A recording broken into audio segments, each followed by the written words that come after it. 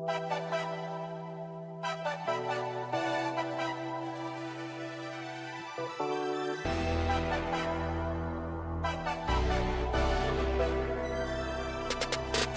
tired of this working shit. These jobs ain't it. Need something that can pay me.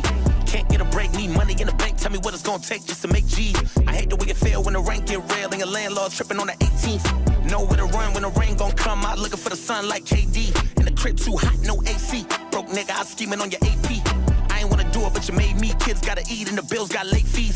My cousin hit me up, try to save me. Told me how to sell crack, but that ain't me. No, there's gotta be another way to make cheese. It's a life of a nigga try to break free. The hate niggas wanna curve me and block me. If this rap don't work, then it's robbery. Gotta make it out the dirt, nigga, watch me. Tryna get what I deserve like Taraji. Wasn't waiting my turn, I was tryna get heard. You was looking for the birds on the IG. When I was putting in the work, you was popping in perks. Tryna get a nigga served on the oxy. If I'ma get to where I'm going, I'ma need cake. Had a meeting with the plug over cheesecake. He was fronting me the money in a briefcase. Told him I'ma get it times 10, we gon' be straight. All I needed was a dream, I don't need breaks. Soon as I catch steam, I'm a heat wave. I had ADHD since pre-K. This for them niggas that said I wouldn't be great, bitch. Soon a nigga thought that I was done, I done came through that bitch with an 8-piece. My baby needs shoes and my whip due to rent due on the 18th. I don't wanna take it up a notch, but I bust down, watch by to make me. As long as I'm alive, folks, just keep your eyes open, be concerned for your safety. Cause if you gon' hate me, I'ma have to give you motherfuckers a reason. Cause if you gon' hate me, yeah. Hey, I'ma make sure that you mean it. Cause if you gon' hate me, you better learn what I've been through lately. How many niggas told me what I can't be? Just keep your eyes open, be concerned for your safety. I know they gon' hate me. I want this, believe that. Who got bread? I need that. Where's Andre? I'm 3 stacks. Delonte, I relapse. I'm stressed out. I mean that. I checked out. I be back. I'm chasing. I reached that. That's major.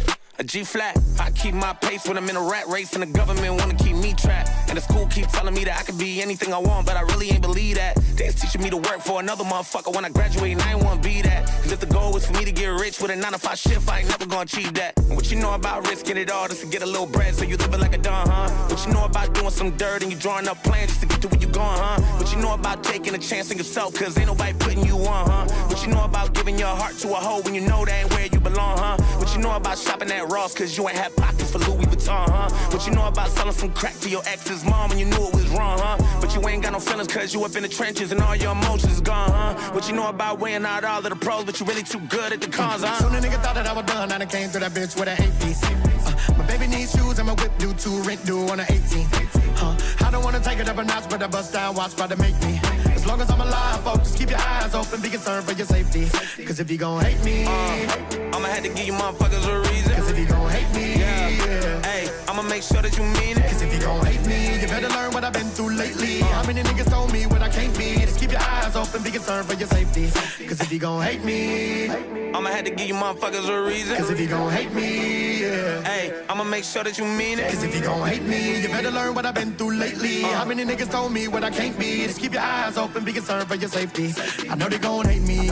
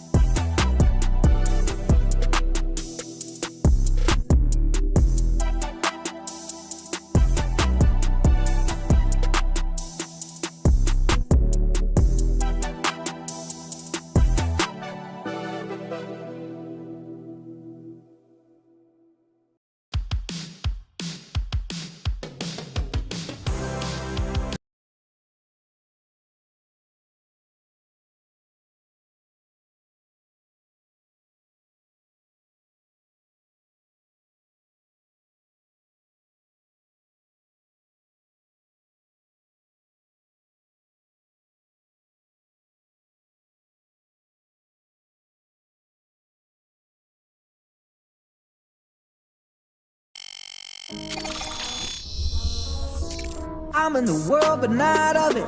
I praise God every day and I love it. I say what I want and I say what they want. I stand for the truth and what's right and they don't. Life is simple, it's no puzzle. Common sense will tell you not to wear a muzzle. Fear no evil, trust no people. When in doubt, shout, I'm a believer. I fear no man, though the world is broken. God, shine your light on me. I fear no man, though the world is broken. God, shine your light on me. I offend everybody, the left, right, in the middle. Blame my parents because I've been this way since I was little. It used to be normal, now everybody praying to crystals. No wonder why it's so easy for the devil to trick you. They treat you like dogs, putting muzzles all on your faces, forcing kids to wear them in schools. Doesn't this seem outrageous? They ban Bible scriptures on TikTok. Let's go to Target! Let's go to Target! Some PlayStations! Let's go to Target! Uno mas. I'm in the world, but not of it. I praise God every day and I love it. I say what I want and I say what they want. I stand for the truth and what's right and they don't. Life is simple, it's no puzzle. Common sense will tell you not to wear a muzzle. Fear no evil, trust no people. When in doubt, shout, I'm a believer.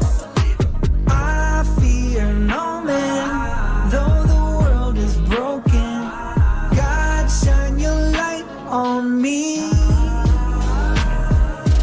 I fear no man, though the world is broken. God, shine your light on me.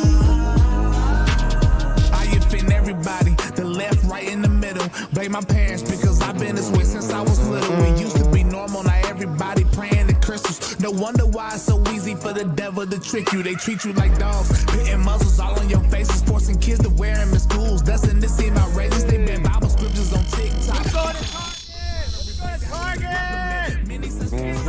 PlayStations! Let's go to Target! Good morning. What up, YouTube? What up, YouTube? Hold on one second. What's up, ladies and gentlemen? It's Monday night. Kicking the week off right. The Dreaded Conservative show. We got to defend Trump. They're still coming at the boy. They got a whole new series of protests now. It's not called No Kings anymore. They aren't talking about Jeffrey Epstein files anymore. They had to switch. What's it called? Defend the resistance or something? In the resistance. In the resistance. I thought they were the resistance. I don't know what the new series of protests is called, but it's in here somewhere. So, anyway, gotta defend the boy. Gotta defend our boy, Trump. More stuff on the Epstein thing. Great timing. Great timing. We schedule a debate about the Epstein files with a lefty, you know, who's been losing his mind about the Epstein files. Didn't care too much when Biden was in office, but, you know, as soon as Trump's in there and they're not coming right as soon as you want them, he's a PDF file. Soon as we set up the debate with him, the next day, bill goes through. The next day, Trump signs it. You're getting your files. You wanted the files. You're getting the files. Everybody gets a file.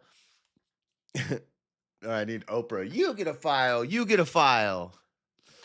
You wanted your files. You're going to get your files. And we'll see who's right as usual when nothing comes from it except for finger pointing and made up rumors about about some guy named Bubba. Oh man. We got the Epstein stuff, the Zoran Mamdani meeting, and then what was the other thing? Oh yeah, the seditious behavior text. We talked about that on the stream Saturday night. So I won't spend too much time on that, but I will wrap it up. I'll wrap up, put a bow on it, and send it off. Because we can move past that story. And then the Thomas Crooks file dump, and I haven't seen the Tucker Carlson like documentary that he put out yet with all this. I think he was the one to break a lot of this file dump, this info dump that came out of nowhere about Thomas Crooks, the would-be Trump assassin. He dead. Where Thomas Crooks at now? He dead. He dead and gone. Beta! And that's the main story news. And then for the last little hour, I don't have like a prepared segment or anything, but we're probably just gonna watch some Nick Shirley and Cam Higby's time at the Dearborn protests, because I want to talk about that a little bit. The Islamification of the U.S., the Dearborn protests that went down, got pretty crazy over there in little Muslim, little Dearbornistan. That one doesn't roll off the tongue very good. Dearbornistan. Anyway, so that's the plan. That's what it is. Let me see. Let's get it going. We just dropped a fake nuke on a. Where's my. Over here. Give me one moment. I'm slacking. This one. This one. Okay. And if anybody's like, man, we've been talking about Epstein a lot, I don't want to hear it, because I was saying that the whole time. You wanted Epstein file stuff? We're giving you Epstein file stuff. What up, Maryland? What up? Is barking. Dog is barking. Somewhere a dog is barking. You know where your dogs are? It's 10 o'clock. Do you know where your dogs are? Okay. A Washington humiliation leaves Trump more politically exposed on Epstein than ever before. A Washington humiliation, 7-minute read. This is from November 18th. So this is early in the week. Wait, what is this article? Anyway, this should be about the thing where he signed the thing. BBC. Okay. Let's look at what CNN's saying first. To paraphrase a perennial Washington question, what is the president going to release, and when is he going to release it? Trump is reeling from a spectacular defeat, easily his worst from his own party on Capitol Hill during 2 turbulent presidencies. After every step he took to stall and deflect, the Jeffrey Epstein saga blew up in his face. Every step he took to stall and deflect. You know what president we had when Jeffrey Epstein was put in jail, the jail where he died? He dead now. Do you know which president that was under? Oh, it was Trump. And then the guy who promises to release the files, when the other guy sat on him for 4 years, well, he slept on him. He took nappy nap time. He took some warm milk, he ate some grape nut cereal, and then he took a nap on the damn Epstein files. But then Trump comes in and says, I'm going to release the files. You want the files? We'll get you the files if that's, okay. And then little by little, the file drip comes. And everybody says, we've already seen this before. And it's like, okay, either one, quit crying about the files, or 2, chill out and wait. Just wait a little bit. Give it time. Vindication, yet again. Congress votes. We're releasing the files. Passes it to Epstein. Why is my camera doing that flashy thing? Damn it. I have to open this. This is so dumb. I have to open this program, which is the camera software. But now it just gives me an extra instance of the camera on my screen, which is more power being used. Shout out producer. Shout out to my producer. Shout out to producer in chat, but also shout out my producer. Best producer in the game. That's funny if you get the joke, because, yeah, my producer, my cameraman, anyway. Hold on, what was I looking for? Oh, I was fixing my camera. All right, so files are coming is the point. He signed it. What are they going to bitch about now? They're going to say, well, stuff was redacted from it. We want the redacted stuff too. Okay, so you want victims' names and you want the names of the people that we're currently secretly criminally prosecuting so that they don't flee to dang Switzerland.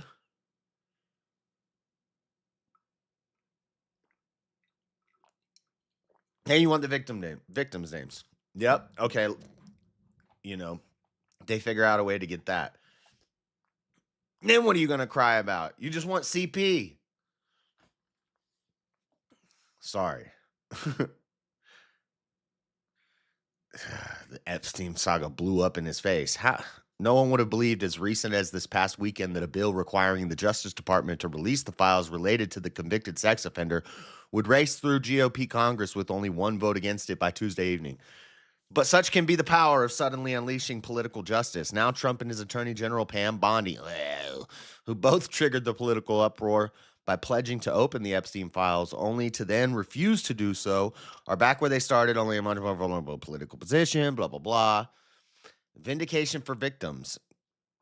We watched a lot of the victim thing at out in front of the building. What are you talking about? Me, myself, and I? CNN L. Yep, the victims feel vindicated. Yes, it's finally coming out. Oh, the trauma's finally settled. Now that the files are released, we can sue for more money. Oh, man. Dun, dun, dun. Dun, dun, dun, dun, dun, dun, dun. If they're gonna hate me, I'm about to give you motherfuckers a reason. Hey, is that one? Let's go, John Barrett. What's BBC saying? Okay, so he signs the thing. The files are coming. When will the Epstein files be released and will they be redacted from BBC? Within 30 days. I'm just going to answer the question before I read through some of this article. Within 30 days, they got to release it. What will be redacted? I already said. Victims' names. Freaking ongoing criminal investigation. Now, somebody said, and I think they said this before Trump signed it, but he had already said he was going to sign it. He already told us he was going to sign it on the campaign trail, and then he signed it. Somebody said Trump currently has an investigation open on Democrats, all Democrats, just on Democrats. Just Trump's got a case going. He dropped a case on their ass on the whole Democrat Party. Because of that, they could redact a lot of names that people kind of would want to know about on both sides of the political party, but Democrats specifically, since he has an open case on the Democrat Party, investigating it for fraud and scandalous activity. Even though that's unrelated to the Epstein files specifically, he could redact a lot of politicians' names from the files. I doubt there's going to be any CIA or Mossad or KGB assets. Not KGB, what's the other intel? MI6. Yeah. It's not going to have any dang asset information in there either. They're not saying that. I'm saying that because it won't. Let's take a look at this. U.S. President Donald Trump has signed a bill ordering the Justice Department to release all its files from its investigation into convicted pedophile Jeffrey Epstein. The legislation, which calls for the release of the files in a searchable and downloadable format. Searchable and downloadable for your convenience. PDF file about a PDF file, you could say. The searchable and downloadable format within 30 days was approved overwhelmingly in both chambers of Congress, the House of Representatives, and Senate on Tuesday. Trump then announced on his Truth Social platform that he had signed it on Wednesday, stating, starting the clock on release of the files.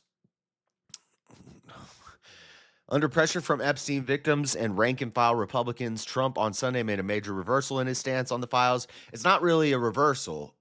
It's a completion of a 360. So it was campaigning, release the files, just so that all the low propensity voters would show up and be like, oh, he said he's going to release the Epstein files. I'm voting. Whatever, it worked. Good on you, Trump. Instead of the people who care about, I don't know, border security, foreign policy, ending wars, the economy, a lot of people just voted for those Epstein files. Well, then he turned around on it because he saw that there were going to be problems with releasing it. And there were a bunch of walls and a bunch of hoops that had to be jumped through. Everybody's like, he runs the FBI. He could just drop it right now if he wanted. There's a lot of, I'm sure there's a lot of other, let's say, maybe he could have done it, but more problems would have arose from doing that than taking the proper, I can't think right now. I can't talk right now. I'm not saying the right words. What are you talking about, Dean? It's a game of playing power. Everyone tries to see how much power they have, so they play nitsy games. I don't know what nitsy games are, but okay. So what was I saying? Oh, so it's a reversal of a stance. He kind of reversed off of it, and I think a lot of that had to do with he had a bunch of other shit he needed to do first. He was not worried about the Epstein thing, and everybody's like, Epstein every week at all of his press conferences. And he's like, it's just a hoax. Can we move? Excuse me. I have coffee burps. Can we move past this? Let's move on. Basically, he's like, focus on other things. Plus, when Trump says something's a hoax, he's never lied to us before. How many times have we been vindicated? How many times has he said, this is a hoax? Russia, Ukraine. The laptop. Damn, everything. BLM is a scam. Sure enough, well, they got some nice content mansions now, so they can make TikToks. Where was I going with this? I don't know what y'all are talking about in chat. How's everybody doing tonight? How's everybody doing? Oh, every time Trump says it's a hoax, he hasn't lied to us yet.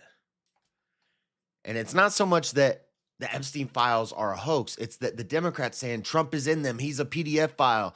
Him and everybody, they're going down. That's why they won't release the files. Bitch, you had the files too. You didn't do nothing with it. So shut up. And now he's releasing the files. So the left have to totally revamp their protest strategy because they're a little scared right now. Their protest strategy was he's committing genocide with Israel. Everybody hate Israel. That's always a winning stance. And then Trump is a PDF file. Release the Epstein files. That's all they would go to. They all jump to the Epstein files. That's their strongest defense. Well, guess what? Your wall just crumbled with the flick of a pen. With the flick of his wrist, your wall crumbled. So now you're going to get the Epstein files and you're going to figure out you were crying about nothing for 4 years because nothing's going to come from that release. The criminal investigations aren't going to be released. Then they're going to cry about, we want those released too. They redacted stuff. Do you want them to catch the really bad guys who are doing really bad stuff? Then shut up. Let the secret agencies do their secret agency shit. Somebody's going to end up dead. Doof, doof. In the middle of the night, taken out. That was avarice. Earlier this morning, somebody came in the Discord looking for you. I forgot their name. Was he yelling? That was avarice. He said he came in the Discord looking for me.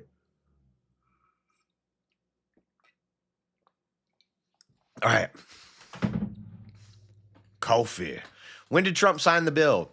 On Wednesday morning, the Senate confirmed that it had passed the Epstein bill and sent it to Trump later that evening within a day.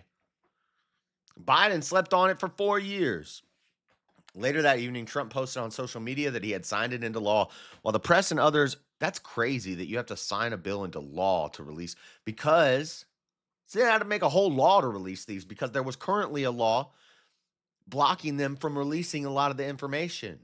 Kash Patel did the House Floor Committee hearing, and he explained it over and over and over again. Now, I guess the argument from the left would be, but he's lying.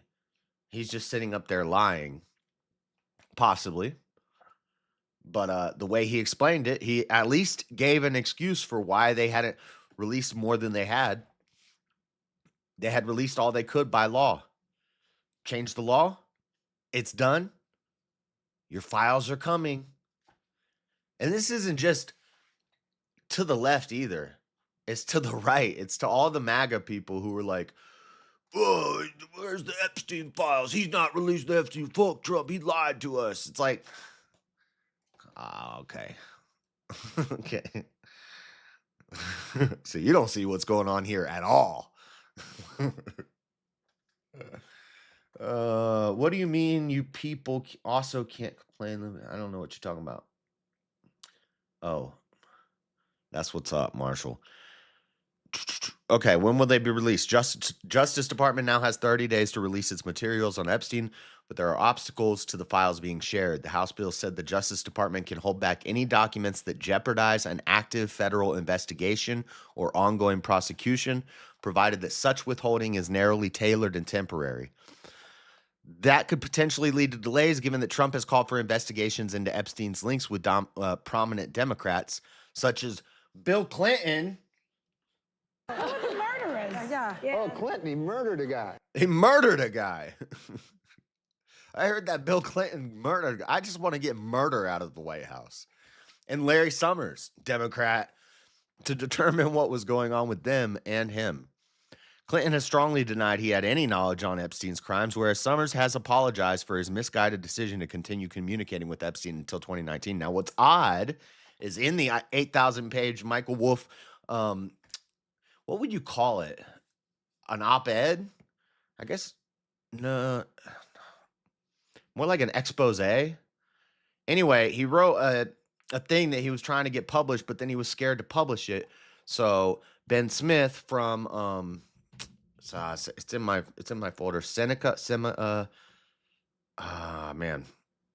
Anyway, a publication. They talked to Michael Wolff. They talked about this story. They reported on this story. And then in the email dump, this story, this op-ed, this expose that he wrote was in the email dumps. And we read it on the stream the other day. It doesn't mention Trump at all. This is a Trump-hating author, journalist, who stayed with Epstein in his mansion frequently and talked to the people who would come and go, hung out there, dined with them, you could say, and doesn't mention Trump at all. And this is during the, actually, well, no, he didn't mention Trump there either. I'm pretty sure I was looking for it. We can control F it at some point just to make sure. But I read through the whole thing and I was waiting for any mention of Trump. Never happened. Bill Clinton, on the other hand, Oh, Clinton, he murdered a guy. and Hillary Clinton were both mentioned multiple times. Even mentioning blackmail of how to make sure Hillary either won or lost the presidential run, but didn't even mention Trump's name when talking about Hillary's presidential run. That's odd. But Larry Summers was mentioned. A lot of other names, Bill Gates and Bill Clinton. and Hillary Clinton. No Trump. No Trump. Clinton has strongly denied that he had any knowledge of Epstein's crimes. Bullshit. Whereas Summers, blah, blah, blah. That's a potential hurdle. Jonathan Enton, a constitutional law professor at Case Western Reserve University in Ohio, told the BBC. So that's like what I was telling you about earlier. Basically, there are open investigations into some of these people that are in the Epstein files already that we know of, and there's going to be more that we don't know of. So again, this file dump, it's still not going to make them happy. They're still going to be bitching. They're going to, you didn't give us everything. We want more. Which is why I say, inevitably, this leads to, what do you want? The video? You want the CP? Anyway, who was Iceman on Discord?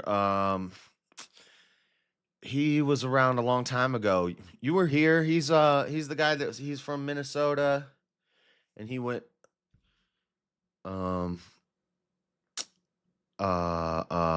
he had another name too that he went by. Anyway, don't worry about it, Dean.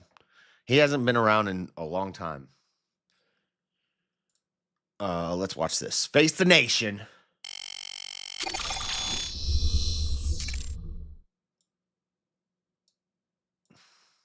Hold on one second. Trying to fix something. Trying to fix a little song. Okay. Enforcement has reached a record high of nearly 66,000, according to data released Friday by DHS. Earlier this month, our Camilo Montoya Galvez reported that roughly half of those in custody have no criminal charges or convictions on their record, but are being held. I don't think this video is related to what we're talking about. This is talking about immigration stuff. This is not what I wanted to play. Anyway, Trump signs bill to release the Epstein files, but it's not clear how much will be made public. Kind of what we already talked about. So we've been talking about Epstein a lot, so I think that's good on that. I thought this video was related to the thing, but it's not, so we're not going to watch that. Never mind. Okay, back here. Let me close these real quick. All right, so what else? Trump met with Zohran Mamdani. It was kind of weird. See, and this is what I try to tell people. Also, the Miss Piggy thing, he called that reporter Miss Piggy, and we were arguing about it with Daddy Jub the other night. Bro, he was way worse to Rosie O'Donnell. He called Rosie O'Donnell a pig. What he called and Rosie O'Donnell is way more of a, I don't know, a crazier target than some random journalist person who's probably also piggy-ish.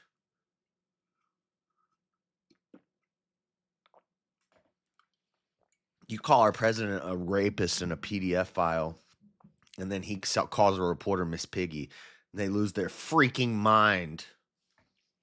So gay. So gay. Okay. Meeting with Mamdani. What was I going to say? Oh, yeah. Whenever there's a campaign trail, whenever there's an election, of course you're going to talk a little trash. You're going to, it's a show, and Trump realizes it's a show, and he plays into the show. They talk a little trash back and forth. And I'll even say this.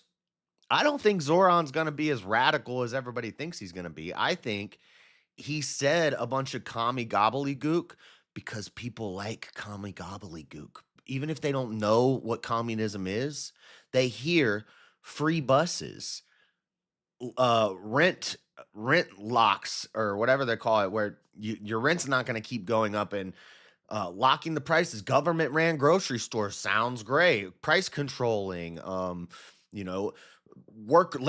labor groups and social services and free stuff.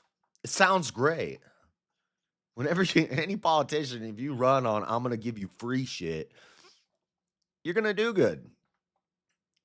So I think that's kind of what Zoran was doing, just to get these ideas out there. And he's probably not going to be able to do most of it. I don't think it's going to turn into like gulags in New York over the next 4 years. I think it's going to probably stay mostly the same, maybe get a little worse, probably get a little worse. But anyway, Trump was talking all this smack in the lead up. And then once Zoran wins, they have a private meeting. And then they come out in front of the cameras and it's cordial. Now we got to work together. All right. I see you won, Mamdani. I was hoping you wouldn't win, but I kind of knew you would. So now let's talk business. I want the best for New York. You want the best for New York. What are we going to do?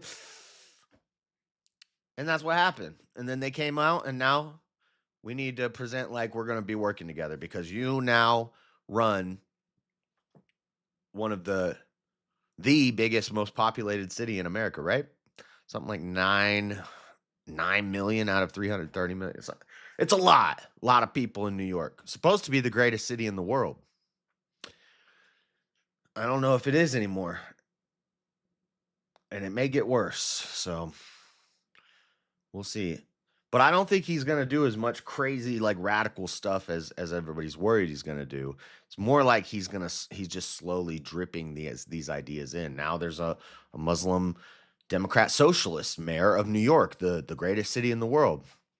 That kind of sends a message to the masses that these types of ideologies are good. Not just okay, but good. Democrat, socialist, Muslim, sign me up. I'll become mayor of New York someday. God, that sounds horrible. If the majority of the country is Democratic socialist, is it socialist Democrat or Democratic socialist? One's Nazis and one's Mamdanis. Democratic socialist Muslims running 51% of America, Democratic socialist Muslim, Marxist feminisms. Dude, that America will suck. That America's gonna suck. Okay, Time Magazine. Some Trump supporters are struggling to come to terms with his friendly Mamdani meeting. Some of President Donald Trump's most enthusiastic supporters have spent the last few weeks smearing New York City Mayor-elect Zoran Mamdani as a communist and a jihadist, and watched the president do the same. Many expected the first Oval Office meeting between the pair to be a bloodbath. The ticker running on Fox News that morning read, "Showdown with Socialism." But to their surprise, Trump appeared to be charmed by the fellow Queens native, promising after an unusually friendly meeting that he would be helping him, not hurting him. Well, I have a video that it says it's the whole meeting, but I don't think I think they had the meeting in private and there was no meeting or media in there. Let's watch this. This is the after. This is after the meeting. And I know the left are going to be making gay jokes. Oh, PDF file doesn't stick. Oh, womanizer doesn't stick. The overly... You mean the president that all the based right-wing guys say is puts too many women in positions of power? He's the womanizer. Trump loves the ladies, and they love him.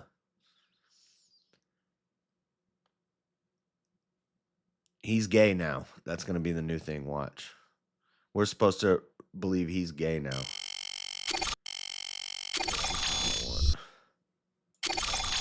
Sorry, sound effects going crazy right now. I bet. It's weird. I can't hear that transition in my headphones. All right, let's watch this. Very much. We've just had a great meeting, a really good, very productive meeting. We have one thing in common. We want this city of ours that we love to do very well. And I want feminism and Islam, yes. Yes, somehow it's a thing. In America, only in America do you get Islamic feminists. Dude, at the Women's March, one year, instead of pink pussy hats, they had tables set up and they were wrapping up the women in burqas and hijabs. Not hijabs, but like the red one that they'll do it like decoratively looking. They'll try to make it look pretty. But they were wrapping up women's feminist march. They're cheering for abortion. Trans women are real women, and Palestinian women's rights. Wrap me up in a hijab. Wanted to congratulate the mayor. He really ran an Islamism. incredible race against, Yeah, well, everybody, like the Jays, the Muslims, they all like using Marxism to their advantage. And that's what all the racism, the feminism, the ableism, the ageism, the isms, that's Marx. That's how you make an oppressed class. a lot of smart people, starting with the early primaries against some very tough people, very smart people. And he beat them easily. And I congratulated him. And we talked about some things in very strong common, like housing and getting housing built, and food and prices, and the price of oil is coming way in down. China? Anything I do is But Trump, what can you do about the price of tea in China? Can we get that down? going to be good for New York. If I can get prices down, it's good for New York. And we've got them down, way down from last year. We have, as you know, I've been saying to a lot of people, Walmart said that Thanksgiving this year is exactly 25% less than last year. So that's good for New York, good for everybody. But I just want to congratulate. I think you're going to have hopefully a really great mayor. The better he does. Bro, I'm glad we got dang George Washington back here instead of Cesar Chavez. The happier I am, I will say. There's no difference in party. There's no difference in anything. And we're going to be helping him to make everybody's dream come true, having a strong and very safe New York. And congratulations, Mr. Mayor. Thank you, Mr. President. Thank you. I appreciate it. Please. I appreciated the meeting with the president, and as he said, it was a productive meeting focused on a place of shared admiration and love, which is New York City, and the need to deliver affordability to New Yorkers, the 8.5 million people who call our city their home, who are struggling to afford life in the most expensive city in the United States of America. We spoke about rent, we spoke about groceries, we spoke about utilities, we spoke about the different ways in which people are being pushed out, and I appreciated the time with the president, I appreciated the conversation. I look forward to working together to deliver that affordability for New Yorkers. Dude, the private meeting was probably Trump was like, listen, you just do what I tell you to do and you'll be all right. And Zoran was like, okay. Yeah. I was just talking about that democratic socialist stuff. I do think stuff should be cheaper. Can we do something about that, Mr. Trump, please, sir? And Trump said, we'll see what we can do. I love New York. I'll take care of it. You just do what I tell you to do. And he said, okay. And that's why they're friendly right now. So I was like, I was just talking. I just wanted to win. Well, you won. Now sit back and shut up. Thank you very much. Any questions, please? President Trump, Stephen Nelson from the New York Post. I've got a question for you and then also one for Mayor-elect. Sure. For you, you referred to Mr. Mamdani as a communist. Can you describe why you feel... So he asked, but it's a fair question. He asked Trump, you've referred to Zoran as a communist. And then he says to Zoran, you've referred to Trump as a fascist. Do you think Trump is a fascist? And he starts to answer, and Trump says, just say yes. Just say yes. It's much easier. Feel that way? And also, will you do anything to stop him from arresting Prime Minister Netanyahu if he visits New York? So the full like question line is not in here, but he said Zoran has said if old Bibi comes and visits New York, Zoran will have him arrested for war crimes. And he's asking Trump, are you gonna make sure he doesn't do that? You gonna talk to your boy about old Israel? You gonna let a Muzi lock up a prime minister of Israel on American soil, Trump? And it's not in this video. Maybe, do I have the questions in here? Let's see. Government entity. I wonder how you reconcile your differences on both of those issues. Anything like that, not even close. Workers who had voted for the president last week. Is threatening to send federal troops to New York City. You both have differences when it comes to ICE agents in New York City. Mr. Mamdani, you called ICE a rogue government entity. I wonder how you reconcile your differences on both of those issues.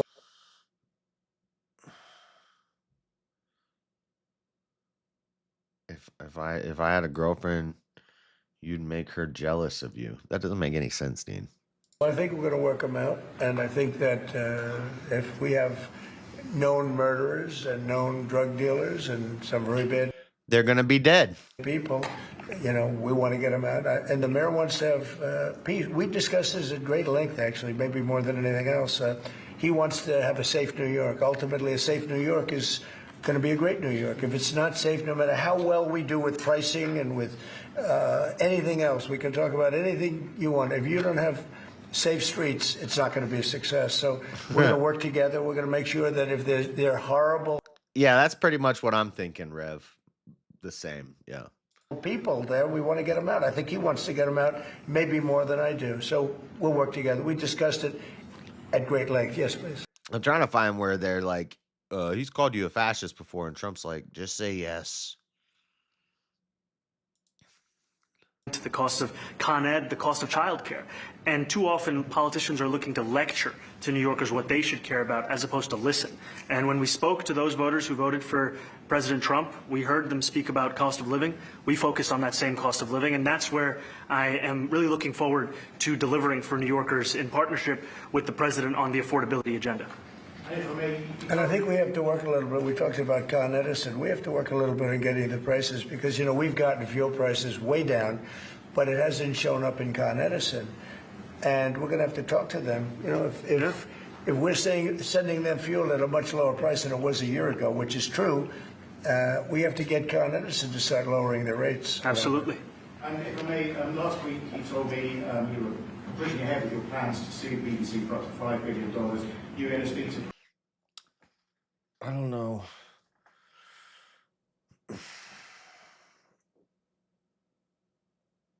What are you doing with all that positivity, Marshall?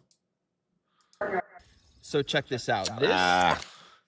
Anyway, I don't have the timestamp of when he says that, but there's been criticism that this deal. You mean he doesn't like it? It's unclear. He was sort of he'll have to like it, and if he doesn't like it, then you know they should just keep fighting. I guess. You know. The suggestion that you made though was that if he doesn't accept it, that she's asking about the Ukraine, Russia and Ukraine. the U.S. would pull back its support for Ukraine. Well, at some point he's going to have to accept something. You know, he hasn't accepted. You remember right in the Oval Office not so long ago, I said, you don't have the cards. Don't forget, I inherited this war. I would have never, this war never would have happened. I inherited this war. And I thought he should have made a deal. That I know many New Yorkers want. We were with ICE. We discussed ICE and New York City, and I spoke about how the laws that we have in New York City. Especially now, because I think you're at really a turning point, one way or the other. You could go. I don't know where it is, but anyway, yeah. They say you've called Trump a fascist before. What do you have to say about that? And Trump's like, just say yes, I'm a fascist. And then all the Democrats hate that. They lose their mind. They're like, see, he admits he's a fascist. No, it's like when they call you these names and stuff, just okay, yeah, sure. Yep, I'm a racist, bigot, homophobic, fascist, womanizer, misogynist, Islamophobe. Yes. Marked yes by all those boxes. The subtext is important. The ICE question, Trump basically asserted that Mamdani is on board, and Mamdani sat there and said nothing. Then when Mamdani is asked directly, he goes full Kamala word salad. Yeah. They got to have a script in front of them. But this is afterwards, NBC. Zoran Mamdani says he still believes Trump is a fascist and a despot.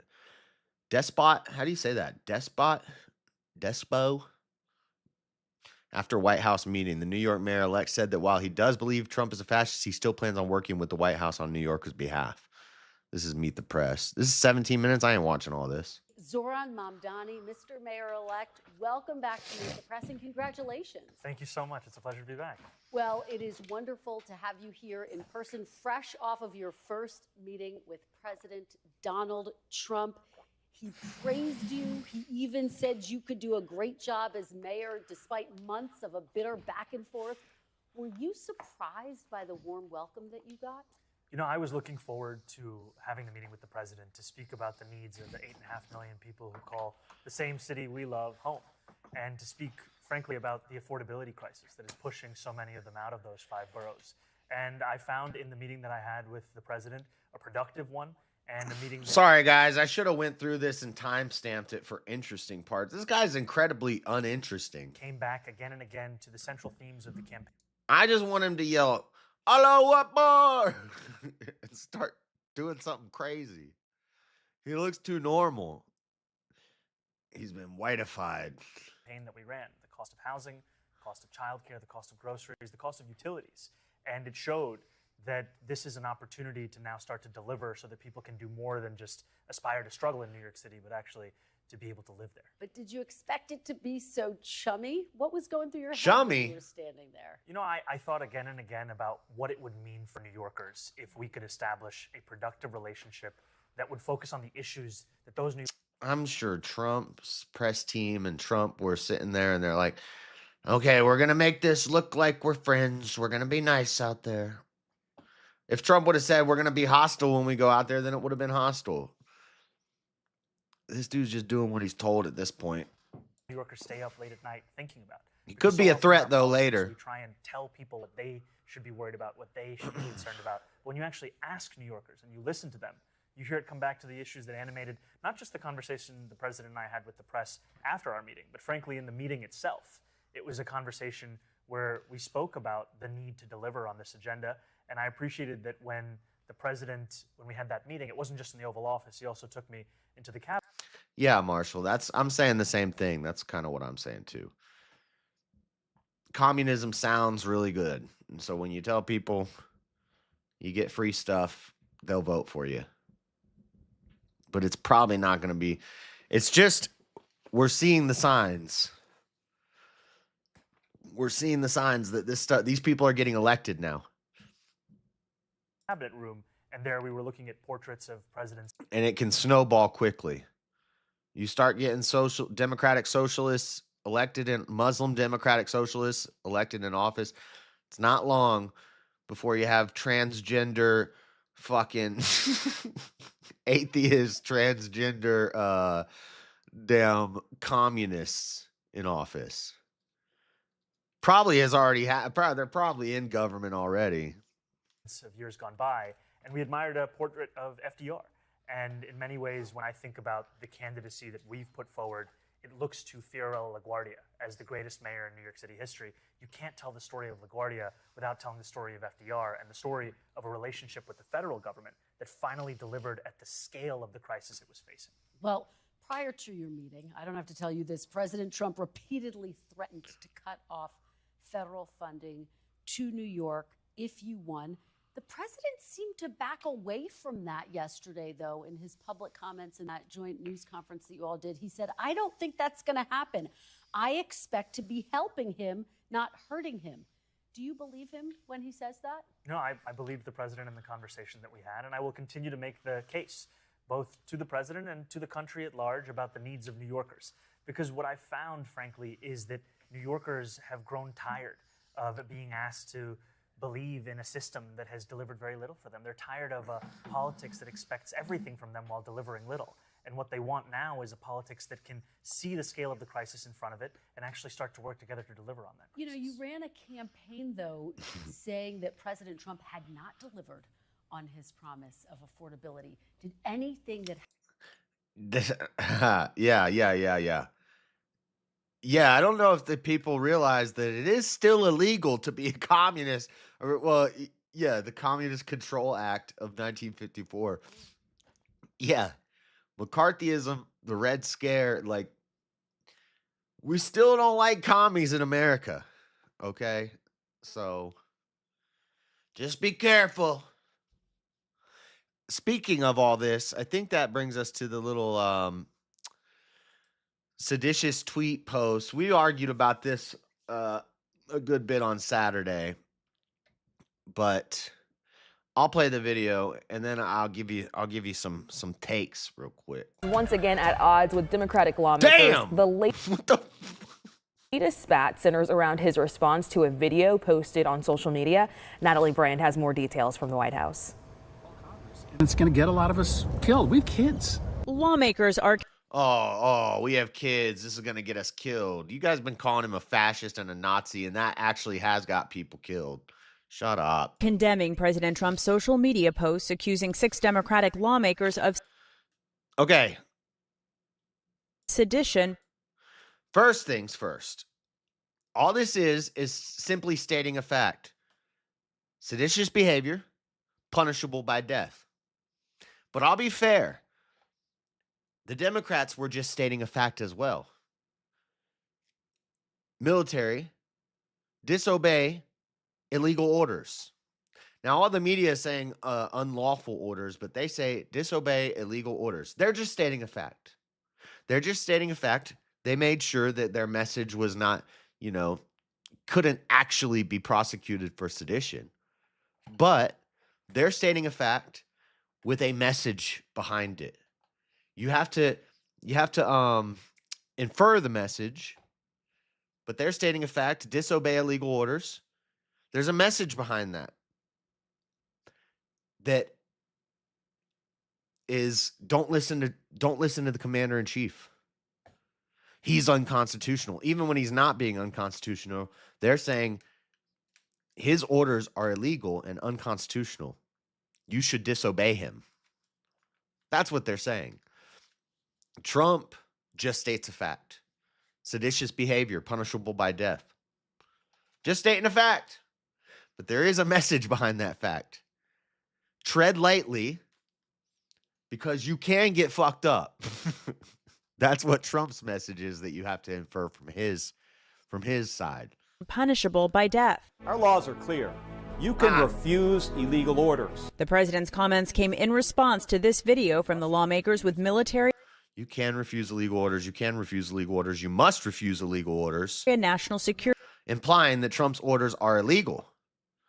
And this is in reference to ICE agents arresting illegal immigrants and blowing up fentanyl-filled boats in the freaking Caribbean.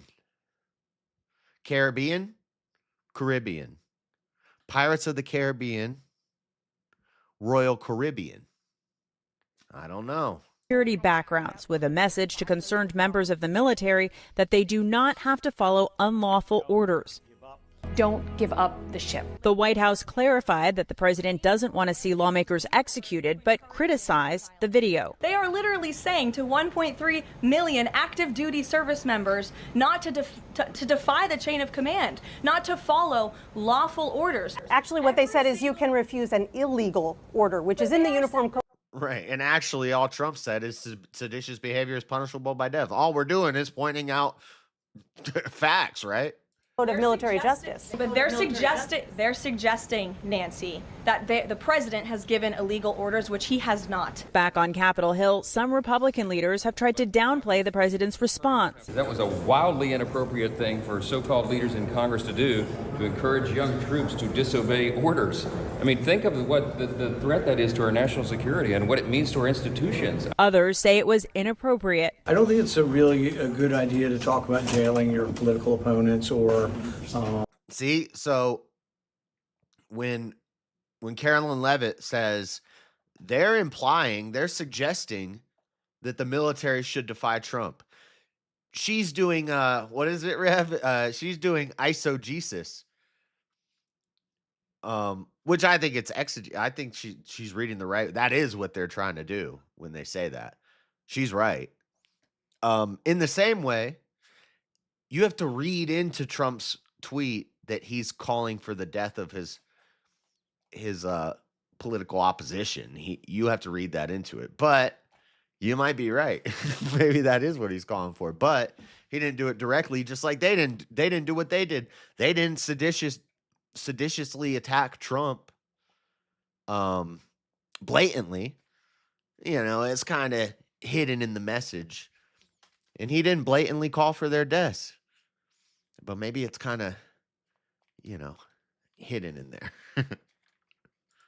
Hanging them or whatever else. I don't think the video was smart. I don't think the response to the video was smart. It was not right. And we got to lower the temperature. The Senate Minority Leader called on Capitol Police to give extra protection to the lawmakers involved. A poll from Politico and Public First released earlier this month shows a majority of Americans, 55% of those surveyed, expect political violence to increase. This follows the assassination of conservative activist Charlie Kirk and the murder of a Democratic state lawmaker and her husband in Minnesota. Oh, shit. I did not mean to click That's on correct. I did not mean to click on that. We're going to watch Andrew Tate on Piers Morgan. So the Democrats are freaking out. Trump's calling for their death. Is what they're saying. He's saying that they're calling for seditious behavior. Both things are false, but both things are true. While it's technically not sedition to remind the military of their duties, the way the video is framed is load a message to refuse orders from administration if they disagree. Exactly. That makes it sedition. Yes. Democrats are condemning President Trump after he wrote on social media. I don't think they say much. I just wanted to see the full video.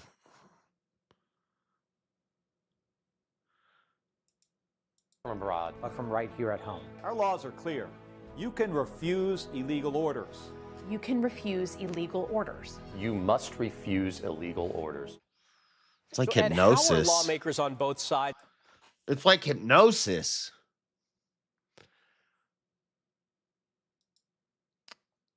Trump, I'm not threatening Democratic lawmakers. CNN losing their mind.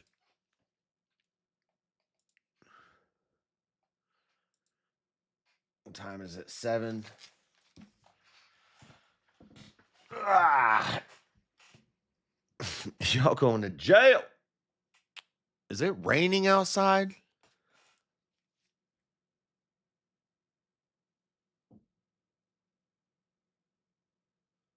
Sounds like it.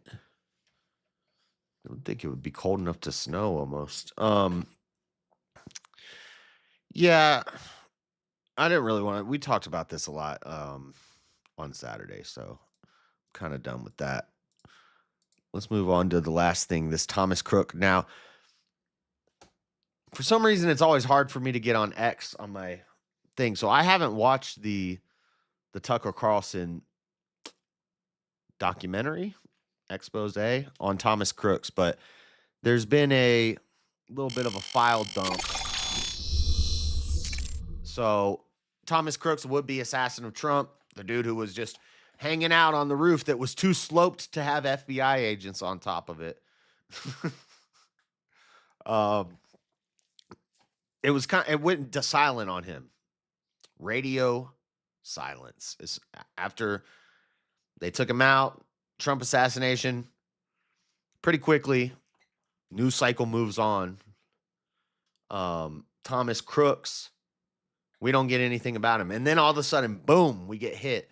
They've got messages with him having conversations on YouTube with people in comment sections.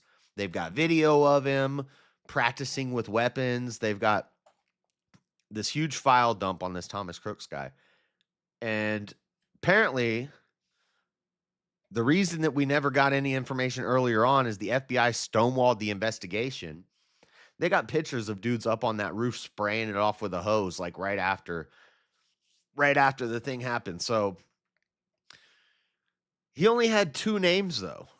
Usually the MK Ultra ops, they have 3 names. Or was it like Thomas James Crooks? Usually they'll run his name as a 3-name name when it's an assassin. Maybe because he's a failed assassin, they don't give him the 3-name treatment. I don't know, but a lot of new information released. And I think Tucker Carlson was the one who broke all this. But let's see some of this stuff here. Theater mode. Been 16 months after the attempted assassination of Donald 16 Trump months. last summer. Questions about the Dude, it does not feel like 16 months. It's crazy. I did my Trump, but it's been 16 months. security and about the young man from Bethel Park who pulled the trigger. Thanks for joining us. I'm Ken Rice. Tonight, some answers about Thomas Crooks and what led up to the attempt on the president's life. Lauren Linder joins me with that new information. Lauren. Ken, nearly 1 year ago, a House task force investigating the shooting at the Trump rally released its final report, highlighting failures among the Secret Service and its partners in law enforcement. But it excluded any details about the man who fired the shots and whose motive remains unknown. I don't know where all this information was and why it couldn't be divulged. Republican Congressman Mike Kelly chaired the task force investigating the attempted assassination of Donald Trump in Butler. He says when they released their report last December, he knew it was incomplete, but it was what they had. We were working on very limited time, and we were trying to get answers to the American people. I think the more that they stonewall. Yeah, FBI was foiled by a pitched roof. Secret Service can't walk on a pitched roof. Us, the more than we thought there's something there that we're not hearing. He says that stonewalling came from the feds. But they can all hang out up there right now, right? Who he believes could have shared the information we're learning now. In the past several months, CBS News uncovered the shooter. Yeah, our friggin' drones, our friggin' satellites that could zoom in on your eyeball didn't see a dude on that big white roof walking out there. Either time, Charlie Kirk or Trump. Do you know what a rooftop looks like from space? A big white square. When there's a little dot walking across the big white square. Where was Starlink at, Elon? You telling me you didn't have a satellite looking down at that event? You telling me you didn't have a helicopter? You telling me you didn't have a freaking drone? There wasn't a drone in the sky that day. Nowadays, you can't go to a park without hearing over your head. You think you're tripping out because you keep hearing something buzzing around your damn head every time you go to a park. But they didn't have one drone in the sky for Charlie Kirk or Donald Trump. Crazy. 20-year-old Thomas Crooks was appearing to lead two lives, revealing emails showing Crooks was applying to transfer to a 4-year engineering program, while at the same time designing a bomb. Now the New York Post is reporting Crooks had a digital footprint, showing an increasing obsession with violence through increasingly radical comments and artwork. The outlet says their sources discovered several email addresses linked to Crooks and used them to find accounts connected to him on various online platforms, including YouTube, Snapchat, PayPal, Discord, Chess.com, Quora, and Chess.com. This guy was a chess player, huh? DeviantArt. Looks like he was playing checkers, because he dead. You know where he is? He dead. Beta! A social network known for sharing fan art. It describes his online activity goes back to his time in high school, with his posts being almost exclusively pro-Trump, while he also made a number of violently... And you know the Democrats are going to latch onto that. So he was pro-Trump. Then, now this is a long time ago. And then he slowly becomes anti-Trump once Trump is in office. And then you see some people commenting on him on X, giving him ideas, and then he disappears from social media. It's kind of weird. Anti-Semitic comments and racist remarks about Hispanic immigrants. But in 2020, his thoughts on Trump seemed to... He was just the perfect target to be radicalized, easily moldable, bendable, foldable, do what you're toldable. Switch, with comments on his disappointment of Trump's handling of the pandemic. That's when the outlet says he looked up how to fire an AR-15 as fast as possible, as well as how to make a fertilizer bomb and a Molotov cocktail. The New York Post also obtained video, it says, is of Crooks with a gun in his bedroom. The American people can't handle the truth. What they can handle is being lied to. Congressman Kelly says members and staff of his task force are interested in reviewing these new revelations. I do believe that on that day in Butler, Pennsylvania, everything that took place, in the ultimate what took place, none of it had to happen. And Kelly says on the Secret Service, he has faith they'll get these answers as they continue to have greater conversations with the agency. The White House press secretary Caroline Leavitt also addressed the new details to the New York Post on a podcast, saying she believes the president and the American public also want these questions answered. Ken, back to you. Okay, so from ABC 6, the FBI stonewalled the investigation into Trump's attempted assassination, says Congressman. How much information was available on President Donald Trump's gunman, Thomas Crooks, who nearly killed him in Butler, Pennsylvania, despite the FBI previously stating there was not much out there on the would-be assassin. Representative Pat Fallon, Republican of Texas, told the National News Desk that doesn't seem to be true now. Fallon said the information was withheld from a task force that he headed on the assassination attempt. Crooks shot at Trump during a campaign rally in Butler, Pennsylvania, July 13th. Bullet clipped Trump's ears, nearly missing his head. Year and a half later, Fallon questioned what came out of the task force, which found that the shooting was preventable. Duh. Thomas Crooks is one of thousands of potential catchers in the rye. Yeah. Fun facts, Thomas Crooks was spotted in a BlackRock video ad from... so was that Ruthman, Ryan Ralph, the dude from the freaking golf course. He was in BlackRock videos too. Ryan Ruth. I don't remember his name. They didn't share any of the information with us, so we felt like we were getting stonewalled, Fallon said. He added that keeping information about anti-Semitic and anti-immigrant comments was either deliberate or incompetence. Well, because then they would have said it was a Trump supporter shooting at Trump, but he was just a radicalized, crazy kid. There's a lot of them these days. What I find fascinating is how these shooters come out of the woodworks with thousands of dollars in guns, ammo, and equipment, but no viable source of income to afford it. Yeah, that's always odd. I'm going to talk to Chairman Comer, who does a great job with the Oversight Committee, and I think that's where this should land. Further investigations and turning over rocks. I think the Oversight Committee is the perfect platform in which to do that, Fallon said. Besides attempting to kill Trump, Corey Comparator, a 50-year-old firefighter, was killed at the rally. Two other men, David Dutch and James Copenhaver, were also injured. Yup, Camden. What up, Kendon? Long time no see. Last week, political commentator Tucker Carlson said he thinks members of the Trump administration are covering up facts about Crooks. The FBI lied. The FBI lied, and we can... I can't do a Tucker. We can prove it because we have his post. I can't do Tucker. I can't go that high pitched. The FBI told us I hear him in my head, but I can't. The FBI told us Thomas Crooks tried to kill Donald Trump last summer, but somehow had no online footprint. The FBI lied, and we can prove it because we have his posts. The question is why? Story tomorrow. Carlson was referencing Crooks' digital footprint. He also aimed at current FBI Director Kash Patel, as well as former FBI Director Christopher Wray and FBI Director Dan Bongino. Patel responded on X without referencing Carlson. He detailed on the platform the FBI handled the case. Is that what this video is? I don't want to click it because I don't know what it's going to play. What's up, Auntie? Not wanting the approval of others is a good way to not get radicalized. Yeah, I don't know. What happens if I hit play? What struck me was, again, sometimes from a layman's perspective, you can get a new vantage point, right? And you can see things more clearly than somebody that's maybe too close to it. You can be more objective.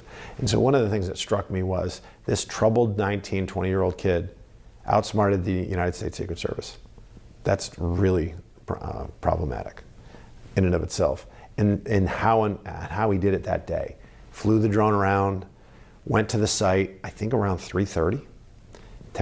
So Thomas Crooks had a drone, but the FBI didn't have a damn drone. The Secret Service didn't have a damn drone. Starlink didn't have a damn satellite. Thomas Crooks had a drone, though. What the fuck? Make sure that nobody was on the roof.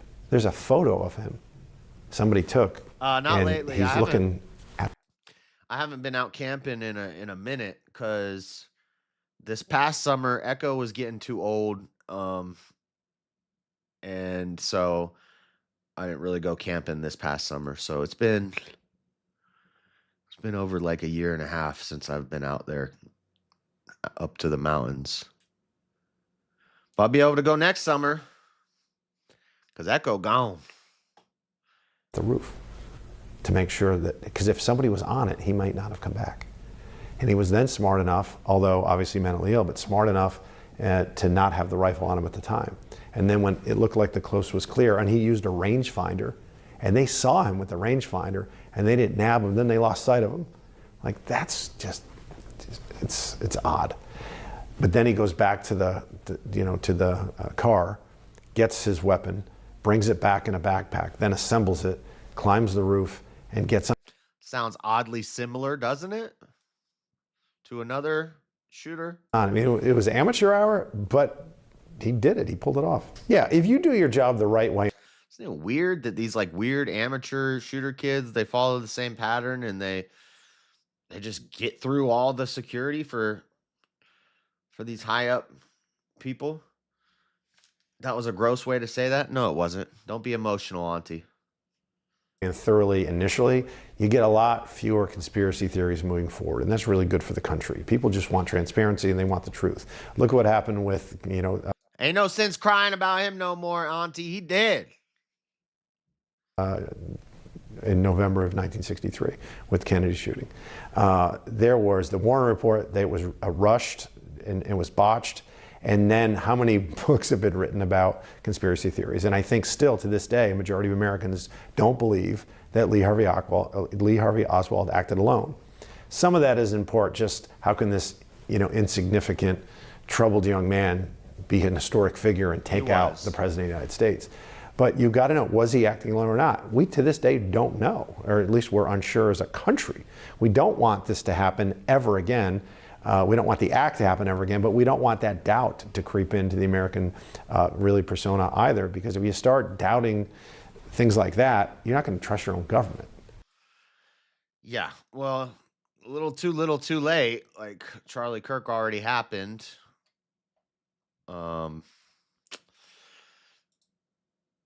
Let's are they gonna let me read this New York Post article?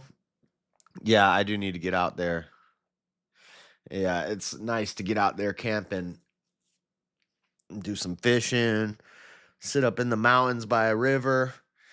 It's very go up there for like 3 days, sleep on the dirt under the stars, get a little campfire going. It is nice.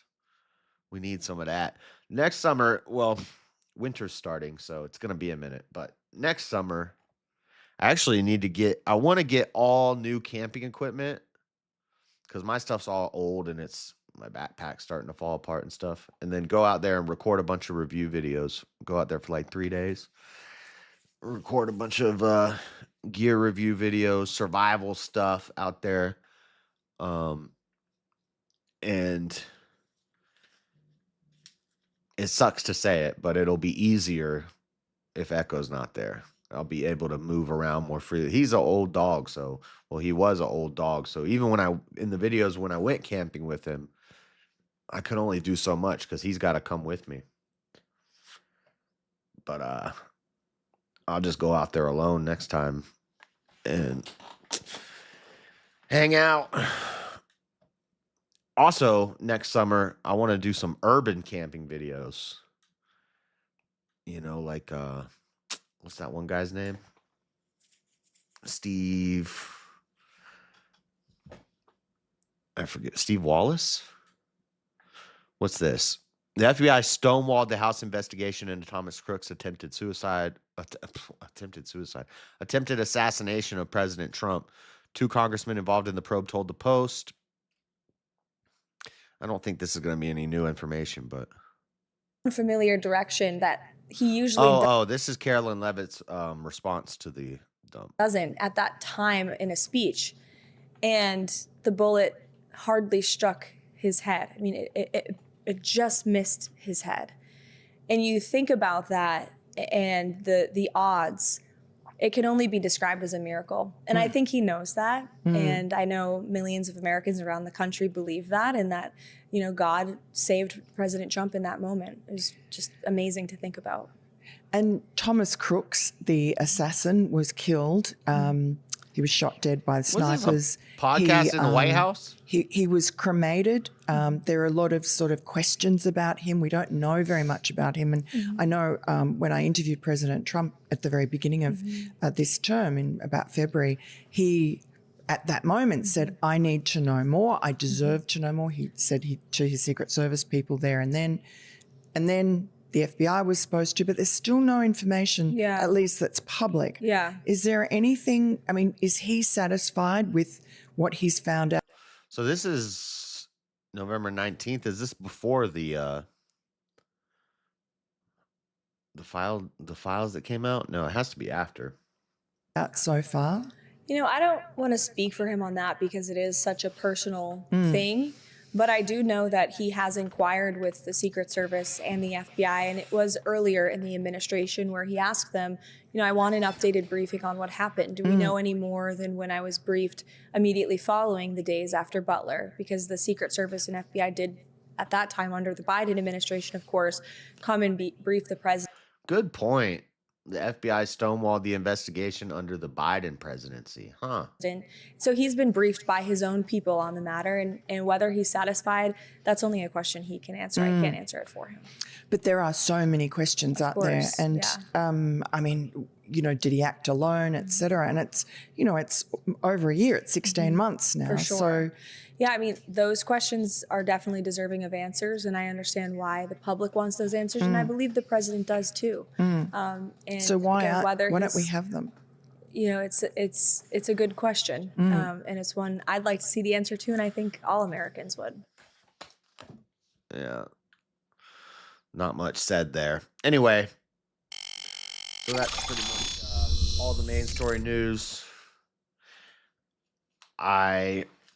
Maybe in another stream, if I can get my X, I always have to sign back into my X on my computer, and I always forget how to log in, and it takes me forever to figure out how to log in. But once I can figure out how to log into X on the computer, we can find that Tucker Carlson thing and watch it in another stream. But now, I only have like 8 memes. Don't have a lot of memes here. Just one moment. Un momento. Guys, hit the like button. Look at that dono bar. It's slacking, and it's 10 days over. I was supposed to reset it 10 days ago.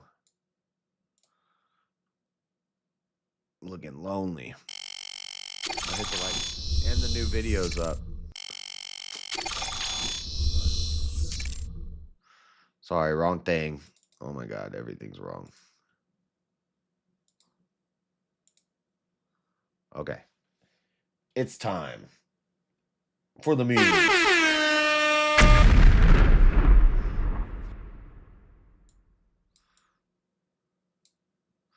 This is not a meme. This is actually a picture of Epstein victims having a candlelight vigil after the bill was released the bill was signed to release the files. This is all a bunch of Epstein victims. I thought I saved a collage of pictures. There's a bunch more pictures, but I don't have them. But they're having their little visual about the files being dropped. Anyway, meme. Trump. The goal is not to trigger liberals. The goal is to save America. For some reason, that just happens to trigger the liberals. True.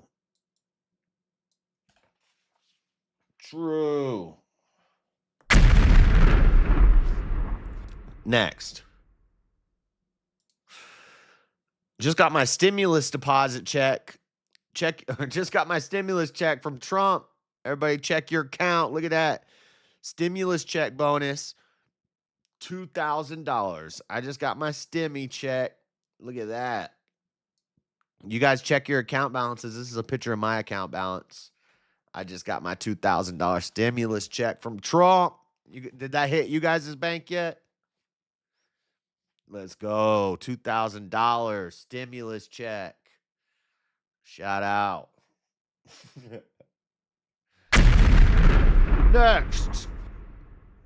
Don't worry about anything else on that statement. We got Trump this time. This is the Democrat. This is the cycle of Democrat thinking. We got Trump this time. Hoax debunked. Trump wins again. New hoax. We got Trump this time. Hoax debunked. Trump wins again. New hoax. It's a vicious cycle. Next.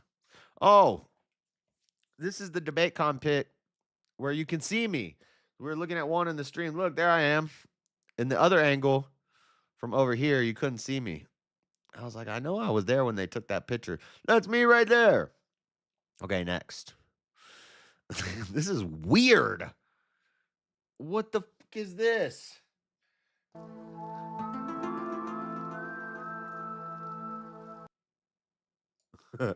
This is Cynthia Erivo, the lady who played Jesus Christ in the new Jesus Christ Superstar rendition. This weird lesbian black man lady thing. In Ariana Grande in Wicked Part 2, coming to a theater near you. Ariana Grande, ever since doing the first Wicked movie and now the second one and hanging out with this weird thing, this reptilian, Ariana Grande has completed her transformation into full reptilian. Cynthia Erivo and Ariana Grande stun as they reveal they are in a non-demi-curious, semi-binary relationship. A non-demi-curious, semi-binary relationship. Cynthia explained, it means we are not actually a couple, but we are curious about what that could mean and everything. She demented. The reptilians are multiplying, guys. They're morphing into each other, dude. That's crazy. That's crazy. They're reptilians.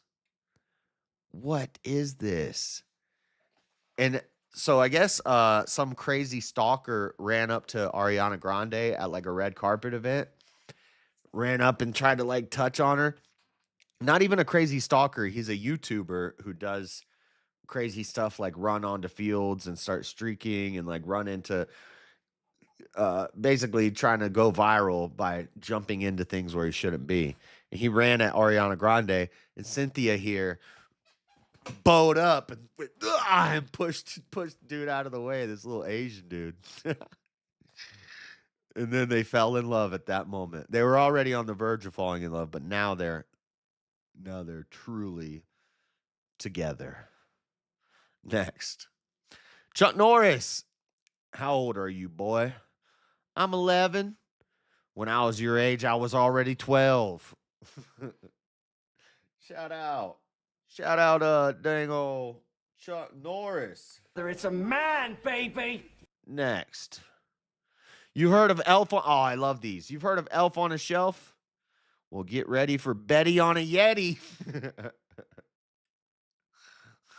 Nice. How about new? Next.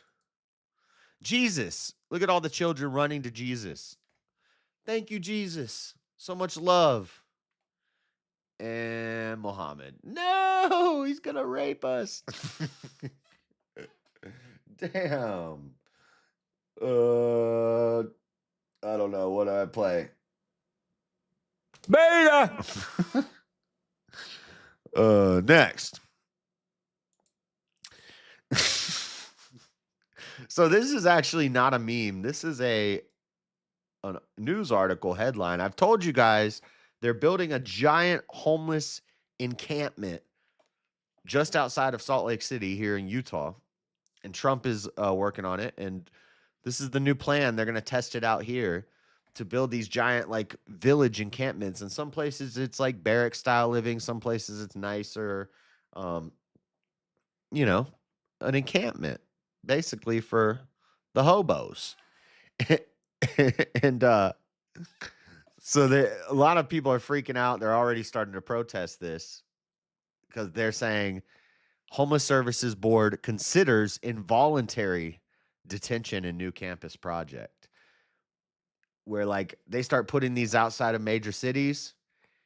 If you're on the streets and you get caught multiple times with an encampment and a tent and a bunch of trash, loitering, staying outside of a business, on the corner, on the sidewalk, repeatedly, you're going to the camp.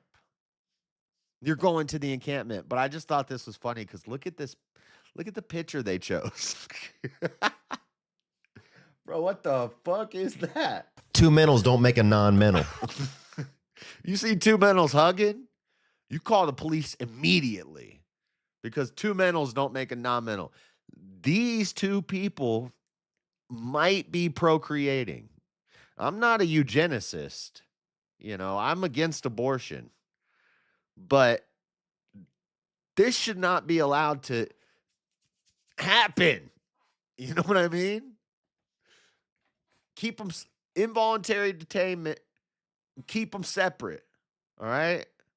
Ain't no cohabitation. Ain't no dang mingling. I don't think it's AI generated. In fact, I think I know this lady. Next. You're carrying a gun, but I identify as unarmed. That doesn't make sense. How do men now? Wait, now do men who identify as I don't know what this meme sucks, by the way. Anyway, that's it for the memes. Where's my freaking air horn? All right. Okay. I told you I didn't have a lot of memes. We're just going to hang out and watch this Dearborn stuff after Reels and Rapid Fire. I don't have a lot of any of that. Shoot. Hold on. Told you guys I have the best producer in the business. Okay. Let's watch this Mexican guy. How do I get to...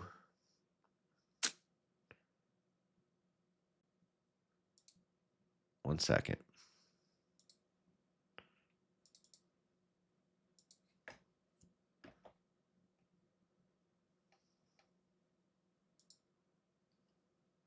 Pop-up host. What does that mean? Is this September? Oh, that's from September. Never mind. Okay. Sorry, guys. Technical stuff over here. Okay. Bless their hearts. Oh my God. All right, let's watch some funny reels, and then we got a couple rap stories, and then we'll talk about the Dearborn situation. This is I'm working on Jose Santos, my Mexican character. I don't like fancies, but I do like Corona. You heard, fool? You know what I'm saying, Essay? What are you talking about, fool? I was gonna have you like, damn, homie, you know, like, that's what's up. This is Cholo Spin with Creeper. All right, we're gonna start right now with a little warm-up, homie. So we're just cruising through the hood, Work on your balance, all right? Get a nice little pace going, homie. You know, loosen up, Then you might need to pick up the pace, homie, because that neighbor's chihuahua got out again, homie. So last time that fool bit you in the ankle, homie, you're like, ouch. And you say ouch, and you don't normally talk like that. So all your homies are like, damn, fool, you say ouch, like you sound like a buster, And you don't have to go that fast, because chihuahuas, they got little legs, homie. Look at that little rat. Complicated business, folks. Talk about lukewarm. Story, say that. What are you talking about? So now we're ready for the next workout, homie. All right? And this is when you're at the barbecue, homie, pero they ran out of beer, So we don't want to start fighting each other, homie, because the kids are there and everything. You gotta get some Corona, some Tecate. So somebody needs to get pisto, So you take your bike, everybody chips in. to my homie Ruben. He's gonna give each of you an 18 pack, homie. Boom, you got it like that, okay? Right here, homie, you're working the obliques, eh? Right here, in the triceratops también, okay? Okay, we bring it to the top. Watch, onto the shoulder like that. Boom. All right, so we're gonna coast in. We got a block and a half left. Okay, you hear Tio Lico. He's talking papas again. Fools are ready to fight him, but it's gonna be all good, homie, because we're almost there. All right, here we go. Coast it out, eh? All right, for the next one, homie. Okay, enough of that. What else we got? Now, I don't think this is from September 19th. Just a reminder. And this is I'd like to find a lefty. I'd like to find like an Antifa guy to debate, even if they want to come in anonymously, because they are, terrorists now. So if they wanted to debate me anonymously behind an avatar or with a mask on and a voice changer about Antifa being terrorists, here's a little friendly reminder. We're not going to watch all of this, but it is pretty. So they throw a gas canister, and one of these dumbasses grabs the gas canister and chucks it over the fence at the ICE property. This Cam Higbee was out here. This is the one. I don't think this is the one in Portland, Illinois. Yeah, this is the one outside Chicago. Yep. Check this out. Woo, that's loud.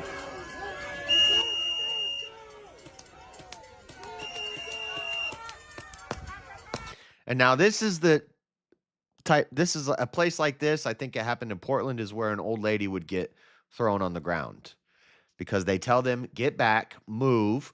And they don't. They block the traffic.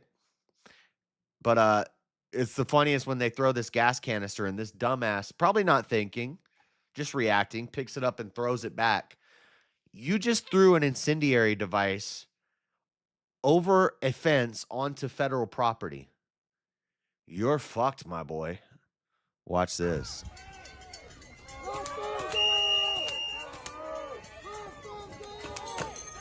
Right here. Captain America shield. Dude with the Captain America shield runs and picks it up, throws it over the fence, and then boom. And look, he's Captain America shielded up. He shields up. Dude, this dude actually thinks he's Captain America. He's Captain Antifa. After this beating, he's going to be Captain Retarded.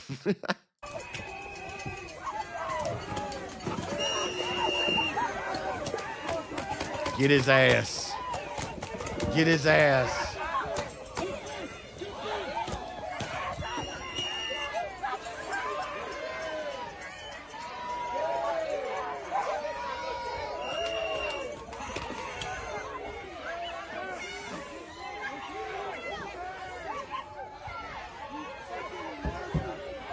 They got homeboy on the ground over here.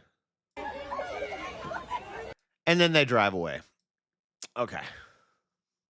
This last one's kind of just a funny one. Check this out. This is me when I was 10 years old. I was not a little girl when I was 10 years old. But just the spinning action. I used to be able to spin like a mug. 10 years old versus 37.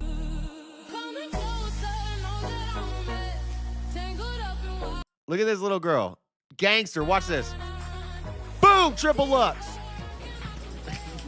Now this is me when I'm 37. I get off the spinning machine and hit the triple lux on the ass when I was 10. Now when I'm 37, I bend over to sweep the floor. You could just spin around and then run in circles. Now you just bend over and you're so dizzy you're in outer space. Anyway, that's that. Let's get into some rapid fire news stories, some headlines.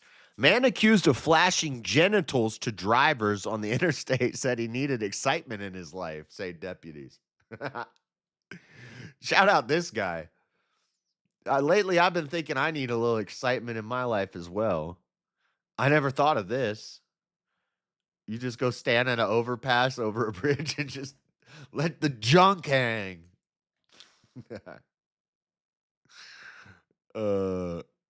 Dude, I put out a short of me and Kat arguing from like 3 months ago.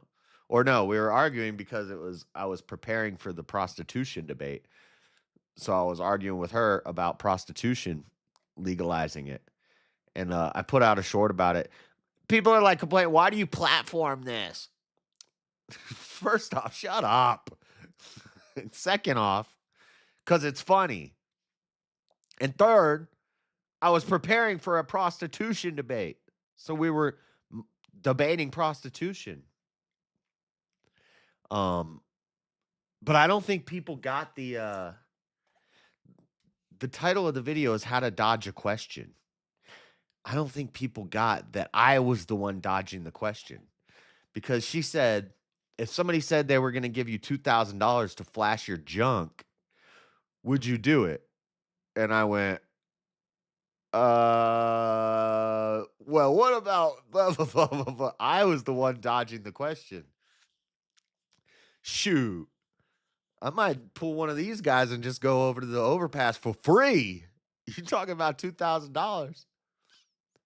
Anyway, this guy. Court files allege Ari did this 2 days in a row. He just went out there. Deputy said Ari admitted the offense and said he was fulfilling an excitement that was currently missing in his blah life. According to a criminal complaint, accused of flashing drivers on interstates because he said he needed some excitement. 2 counts of indecent exposure. According to a criminal complaint, drivers saw Ari standing at the back of his car as he exposed his genitals to oncoming drivers. Well, speaking of weird perverted stuff, Destiny drama. An update in the Destiny sphere. Destiny drama. Lauren De Laguna.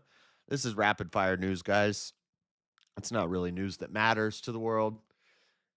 It's just interesting stuff, right? So this is Lauren De Laguna in Destiny in Texas, I believe.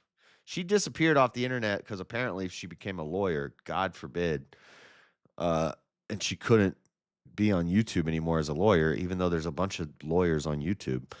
And they got a case on Destiny right now because he's a weirdo. But they both look how strung out both of them look here. Apparently, Destiny just ran into Lauren De Laguna, and here's what happened. Check it out. Just like out on the street. This is my best friend, Lauren De Laguna. How you doing? So apparently Destiny's drunk here, but she looks cracked out. You came to Texas to bother me. I literally am gang stalking her right now. I am gang stalking this wonderful lady. I work here. You work here. Context on X, you can't figure it out because people on her side are saying that he was actually coming up to her. She has a much smaller audience, or is non-existent audience now. She fell off. She gone. Dude, 90% of these YouTube people, you just gotta outlast. You just gotta outlast them. So she gone, but his followers en masse come out and say she's the one in the wrong here. I don't know what the truth is. I don't really care, but it is funny. They both look cracked out. I work here. Do you have anything you would like to say to the audience? Yeah, you're free. How to find a car for you. Hold on. We got to add. So this is strange because it sounds like Destiny kind of just came up on her and confronted her for something. I don't know if he served her with something or he had someone serve her with something, because it sounds later in the video you'll hear she says she doesn't know why she has to be deposed, which is like a legal term. So it kind of looks like she's like, I came to Texas to get away from everything, and then I guess he's in Texas? I don't know. Okay, cool. Anything else? Yeah, thank you for joining us today. Thank you for stalking me. You're a one-man, this is a one-man gang stalker army right now, okay? So thanks for hanging out. And you just keep making as to why I need to be deposed. I kind of believe Destiny, though, that she's probably stalking him. He's probably in town in Texas, and she found out somehow. And she's missing out on that chunk of her life, that internet clout. Yeah. Really? Are we recording each other now? Yeah. Okay, cool. How are you doing? How's life in Texas? I'm gonna go to my mom. Okay, be careful. Say bye. I'll see you around. It's interesting Look at it. She's zombied out. to me that it's interesting a little bit longer, but then I think she walks away after this. Anyway. I just liked that as a follow-up story to the guy that's flashing his genitals to the drivers. I thought that was a good follow-up story. Here's another story. Walmart scrambles to pull T-shirts which appear to have Nazi logos on them. This is from Independent. Images of the T-shirts and hoodies include a raised white arm with an extended flat palm being held over a black clenched fist. It says paper beats rock, and it has, a white hand, and then it has the black commie fist over the other one. Is there a picture of it? Here it is. Paper beats rock. And all I'm thinking is, shout out Walmart. So Walmart had these shirts on their website. Paper beats rock. Now this one doesn't make sense. This white one with the black hand and the white hand, this one doesn't make sense. This one makes sense. You have the black power, the communist fist, and then you have this white flat hand. Paper beats rock. I'm trying to get one of these shirts, though. You heard me? And they pulled them off the shelves, though. Local story. I guess this has been a trial I didn't know about, but a tribal wildlife officer,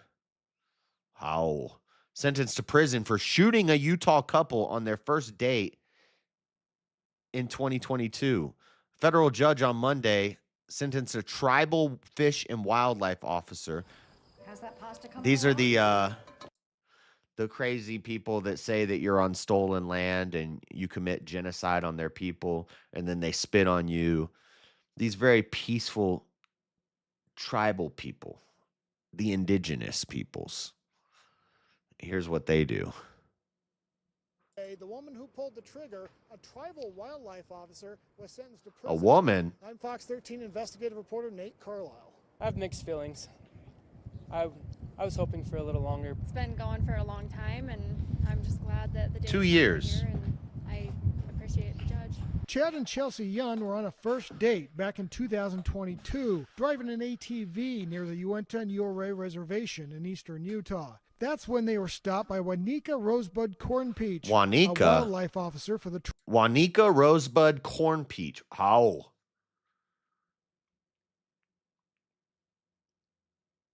Seems a little bit savage. Seems like a bit of savagery.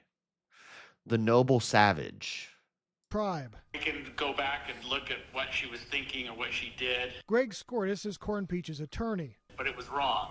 When the couple tried to drive away, Cornpeach shot each of them in the back. This is video taken after the shooting. We got married August 17th, and we were shot on July 17th, and then our court date is So they didn't die. But he looks he's permanently screwed up. November 17th. The couple married 2 years after being shot. Kind of bonded forever after that. She said she wanted to go on another date with me, and His brother was texting me while I was in the hospital, and I asked him how Chad was doing, and he said he was doing good, and I said, well, I hope he still wants a second date. Cornpeach earlier this year pleaded guilty to assault charges.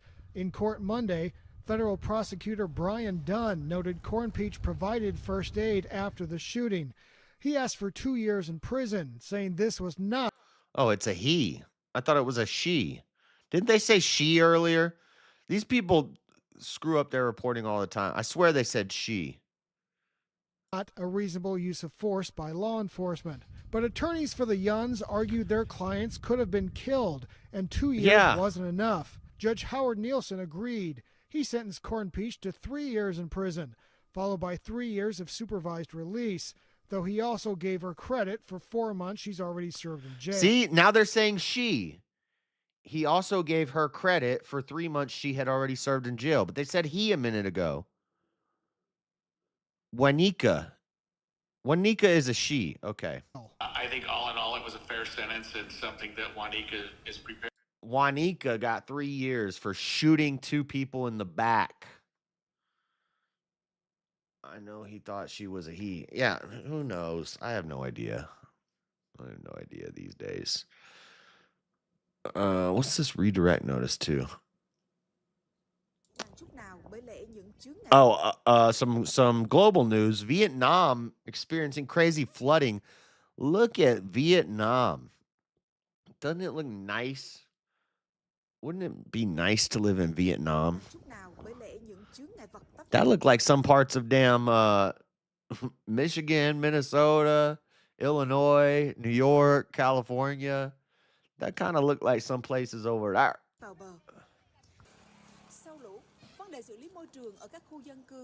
This is from AP. This is just, they're having some crazy flooding in Vietnam right now.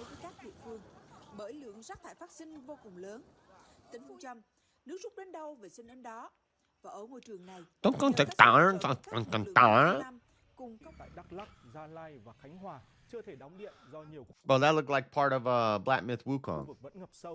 Ngành điện đã huy động hơn 250 cán bộ, công nhân, kỹ sư để khôi phục điều kiện cho phép. Các phương tiện không thể lưu thông. Lâm Đồng cũng còn khoảng 31 điểm sạt lở tại nhiều tuyến đường đèo. Okay, enough of that.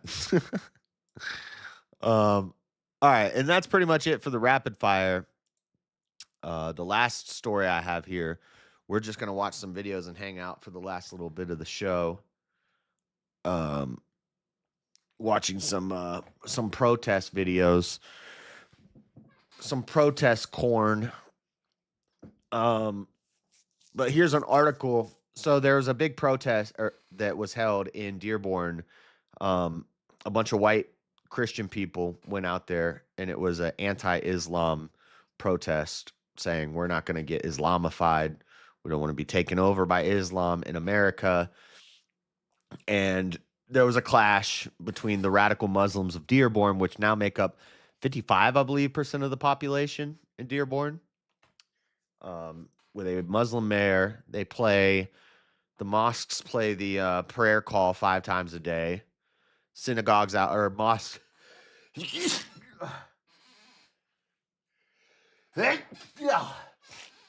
Mosques now outnumber Christian churches, so a clash of political protesters. This is from Fox 2. A clash of political protesters took place earlier this week with many outside agitators spouting anti-Islam rhetoric. On Friday, a diverse group of political leaders and faith leaders came together with a message of unity, led by Mayor Abdullah Hamid. That was like a dang Irish. I found out I might have some Irish in me. Me and Terry might be brothers. A show of solidarity against hate was sent, he said. A coalition of Dearborn voices, along with state politicians and faith leaders, gave a message of unity a few days after a clash of protesters. So what happened was they a white Antifa guy, not a Muslim, but now the Antifa are joining hands with the Muslims, just like they joined hands with the Black Lives Matter and the blacks, just like they joined hands with the Browns and they wave the Mexican flags when it's an immigration protest. Antifa's always there to agitate. They organize very quickly, very structured group, but it's just an idea. Some Antifa punk sprayed Cam Higbee with pepper spray. And then James, I'm forgetting his name. His name will probably be somewhere in the group, or they're not trying to show his name. Oh, I forget his name.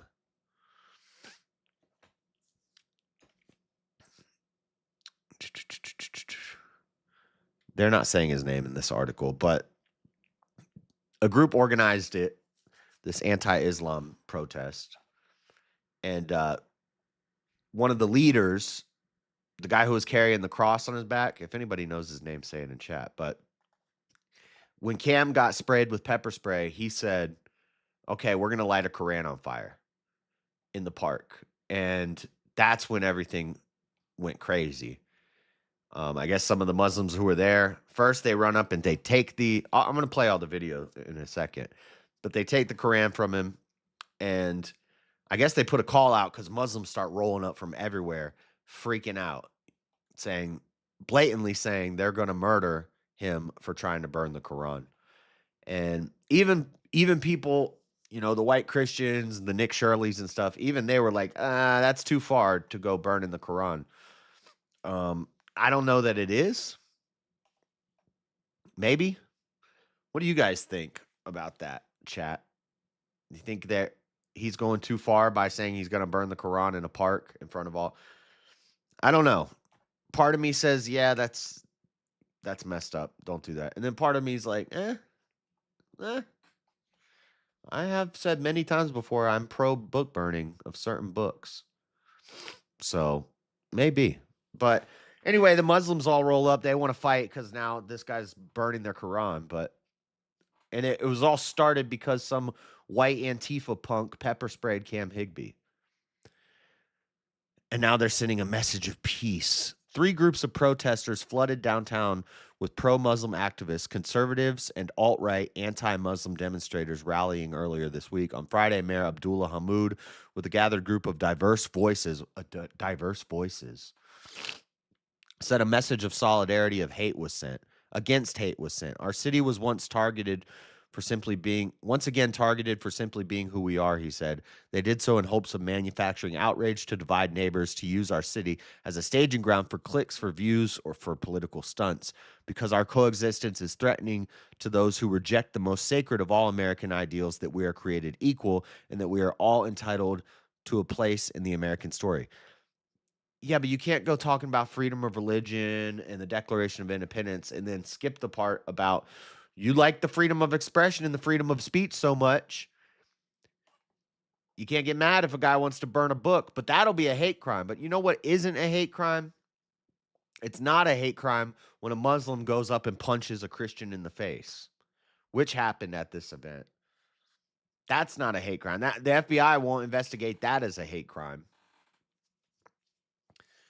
Now, if the white person burns the Quran, that's a hate crime. So that's what we're going to do for the rest of the show is we're going to watch a little protest corn. We got about an hour left. This is Nick Shirley. So this is the guy, and he's smacking a Quran with a pack of bacon. This guy is there the whole day, and it gets kind of crazy. Well, let's watch this. He's smacking the Quran with bacon. There is no Sharia law in Dearborn. And anybody that tries to burn the Quran, God will get them one day, I promise. Today I'm here in Dearborn, Michigan, and today you have a group of primarily white Christians marching on the streets of Dearborn, Michigan. They don't think twice about destroying Bibles. Well, these guys at the protest say, no, it's forbidden for us to burn any holy books. We won't allow somebody to burn our holy book. Now, the Bible and the Quran, they look at the Quran totally different than how we look at the Bible. We look at the Bible as divinely inspired word of God, written by men who were sent by God to send this message and is preserved by God. Whereas they believe the Quran is like straight down words from Allah. We follow Jesus, they followed their book. As they're worried about the Islamification of Islam, as Dearborn, Michigan is the capital of Islam here in the United States, as the majority of the population belong to the religion of Islam here. And right now you have a group over here and you have a group right there. We are going to be seeing what happens here today on the streets. Right now you have some counter protesters out here as well. No free speech for fascists. And you have a lot of, it looks like the pro-Palestinian protesters out here. And what do you think about this? No free speech for fascists. Isn't that statement like inherently contradictory? Wouldn't it be fascist to say no free speech for fascists? You have to be tolerant of the intolerant. This group right here is primarily white Christians marching here in Dearborn. I think it's absolutely ridiculous because in Dearborn, Christians and Muslims coexist. And she'd probably be cute if she wasn't a little damn thug. we love each other and we treat each other like brothers and sisters. So the fact that they're here trying to divide us from our Christian brothers and sisters is ridiculous. No one has supremacy over another person, and that's one thing that Islam teaches us. That's one thing that Sharia law teaches us, is that no one is supreme over another person. No matter what you look like, what your skin color is, what your religion is, we are all equal under the eyes of God. So we are here now just retaliating, trying to protest against this bullshit that they're bringing out now. you're out here today and you have the America First hat. What do you think about what's happening here in Dearborn, Michigan? So in Cam's video, we'll see more of this guy. This guy was walking around in the protesters, and Cam was just following him. And that's when the pepper spray event happens. Actually, it's the opposite. I think it's about the amount of immigration that we allow. Do we as a country want foreign outposts in cities like Coldwater and Hamtramck and Dearborn? Or do we want to have like a cohesive, agreed upon culture and ideology for our society? And so we welcome all sorts of people, and diversity is one of America's strengths, but when it gets taken too far, we'll start to lose our country's identity. What do you guys think about this primarily white Christian group pulling up today here? Look at these thugs doing a little haram while speaking for Moosies. Dearborn, Michigan. I don't think they're Christians. They're not Christians. Those are Zionists. They're Zionists. They are not Christians, bro. You're a Christian, correct? Yes. You love Jesus? I love Jesus. You're a Christian. They don't love Jesus because they're on the other side with the Zionists. The Zionists, they don't love Jesus. So what does that make them? Some goofy ass mother that don't know their own religion. They really don't know their own religion. And are you guys members of Islam? Muslims? Yeah. Yeah, I'm Muslim as he hits his cigarette. Haram! Muslim. I'll die for Jesus any time of the day. And what do you guys think about when people say that Dearborn has been Islamified or that Sharia law is being upheld here? There is no Sharia law out here. If there was a Sharia law out here, they would have been beheaded me. They would have been beheaded me and cut off my hands. What's the difference of just Muslims and members of ISIS? At least he admits it. At least he knows. Oh man, ISIS, they're not even Muslims. If ISIS was Muslims, they would have been stepped in and fought Israel. Why out of every country they ain't fight Israel yet? You tell me. ISIS. Who you winking at, bro? Now listen to his homeboy says something crazy sus right here. And you see his eyes, he looks at him like, whoa. ISIS is they're planned. They're all plans. They're all planned. They're not real Muslims. They towards the American. Because they know at the end a real Muslim like us will invite you to our house, come in, eat with us, sleep with us, whatever you want. That's real Islam. You see his friend, you see his eyes? We invite you in, you can eat with us, sleep with us. And then his eyes kind of go, oh, whoa. Little sus, bruh. Little sus, calm down. You ain't sleeping with us. Invite you to our house, come in, eat with us, sleep with us, whatever you want. That's real Islam. ISIS and all of them, plans. They're all planted. They're all planted by somebody. That's not real Islam. You hungry? No, I'm not hungry. I'll go to the restaurant. Oh, he just invited me to go get some food. I'm going to hop over to the other side and go talk to them as well. So it's super interesting right now because you have this group right here. You have Palestine, Muslims, and then right now you have a bunch of people from the other side coming over here. What brings you out here today? We want to make sure our children can grow up in the same America that I grew up in. White Christian country. Our founding fathers' blood soaks this land, not for Muslims and Islamic jihadists to play their prayer calls where our children walk to preschool. It's disgusting what they've done to Dearborn, Michigan. They have turned this into Rome. They've turned it into London. It looks like another country here. You start getting spicy when I'm away from my phone and making food, can't type. Making yourself bacon helper. So this is the guy who, the organizer for this. I forget his name. James something. Every single sign on every single street is in Arabic. How can you consider yourselves as assimilating Americans when you don't eat the same food we eat? You don't speak the same language we speak. You don't do anything that Americans do. This is our country, and we will not stand for Islamic invasion. Are you worried about the Islamification of the United States? Yes, it is one of the most paramount issues we can face. Especially here in Dearborn, Michigan. It is in Minneapolis in 1970, was a 95% white city and white state, Minnesota. If you ask Grok, the next 1,000 children born, only 42% will be white. We are seeing rapid demographic shift and ideologies that are clashing here in Dearborn.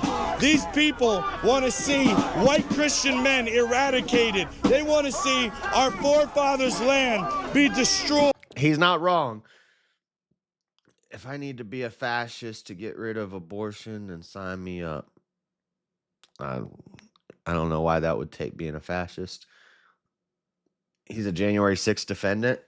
What's his name, Kendon? I can't remember. They do not have any love in their hearts. They are here to dominate us, Nick. Would you say you're a white supremacist? No, sir. I am an American supremacist. I love my country, and I know that we only have a few homelands left here. America was founded by white Christian men, and it should remain a white Christian country majority. We should not be replaced. We have nowhere left to go. Our country's falling. And what do you think about us having freedom of religion? Should we try to appease or pause the progress of Islam here? Of course. They don't speak our language. They don't dress like we do. They don't eat the same food. They have nothing like we do. They're here to dominate and change our culture, our religion, our government. These people... Oh, yeah, Jake something. What was I saying? James. I was saying James. Yeah, it is Jake. Yeah, it is Jake. Hate the American way of life. They danced when the Twin Towers fell. These people are terrorists. They're jihadists that are looking to destroy our country. Look at them. They're animals, and they don't know how to behave. These people all have criminal records, I'm sure. They're all petty larceny thieves trying to steal our country from us. I despise them, and I want them out. Send them back. Deport all Muslims. Deport all Muslims and ban Sharia law. Get them out of America. They were saying that Muslim is peaceful. Islam's a peaceful religion. Look at they can say whatever their book says, but look at the actual proof in the pudding. Everywhere that they are, there's Muslim gangs. Sweden's numbers have tripled just in the last 20 years. Everywhere where they take over, all they do is sexualize our children, and because their own prophet Muhammad, the 9-year-old Aisha, and they have no standard like our standard. Are you guys worried about the Islamification of Dearborn, Michigan? Oh, yeah. Yeah. Yep. In America, does it worry you that Christians on this side? What do you think about what's happening here today? I think it's a good thing. We got to take this city back. Okay, and what do you see about the rise of Islam here in the United States? What's your thoughts? My town itself is growing just like this. They just built a big mosque and everything, too. And it's freaking bull.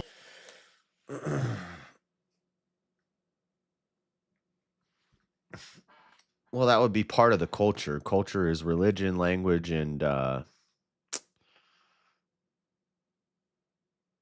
probably race. Yeah, that's what I would say. Race, language, religion.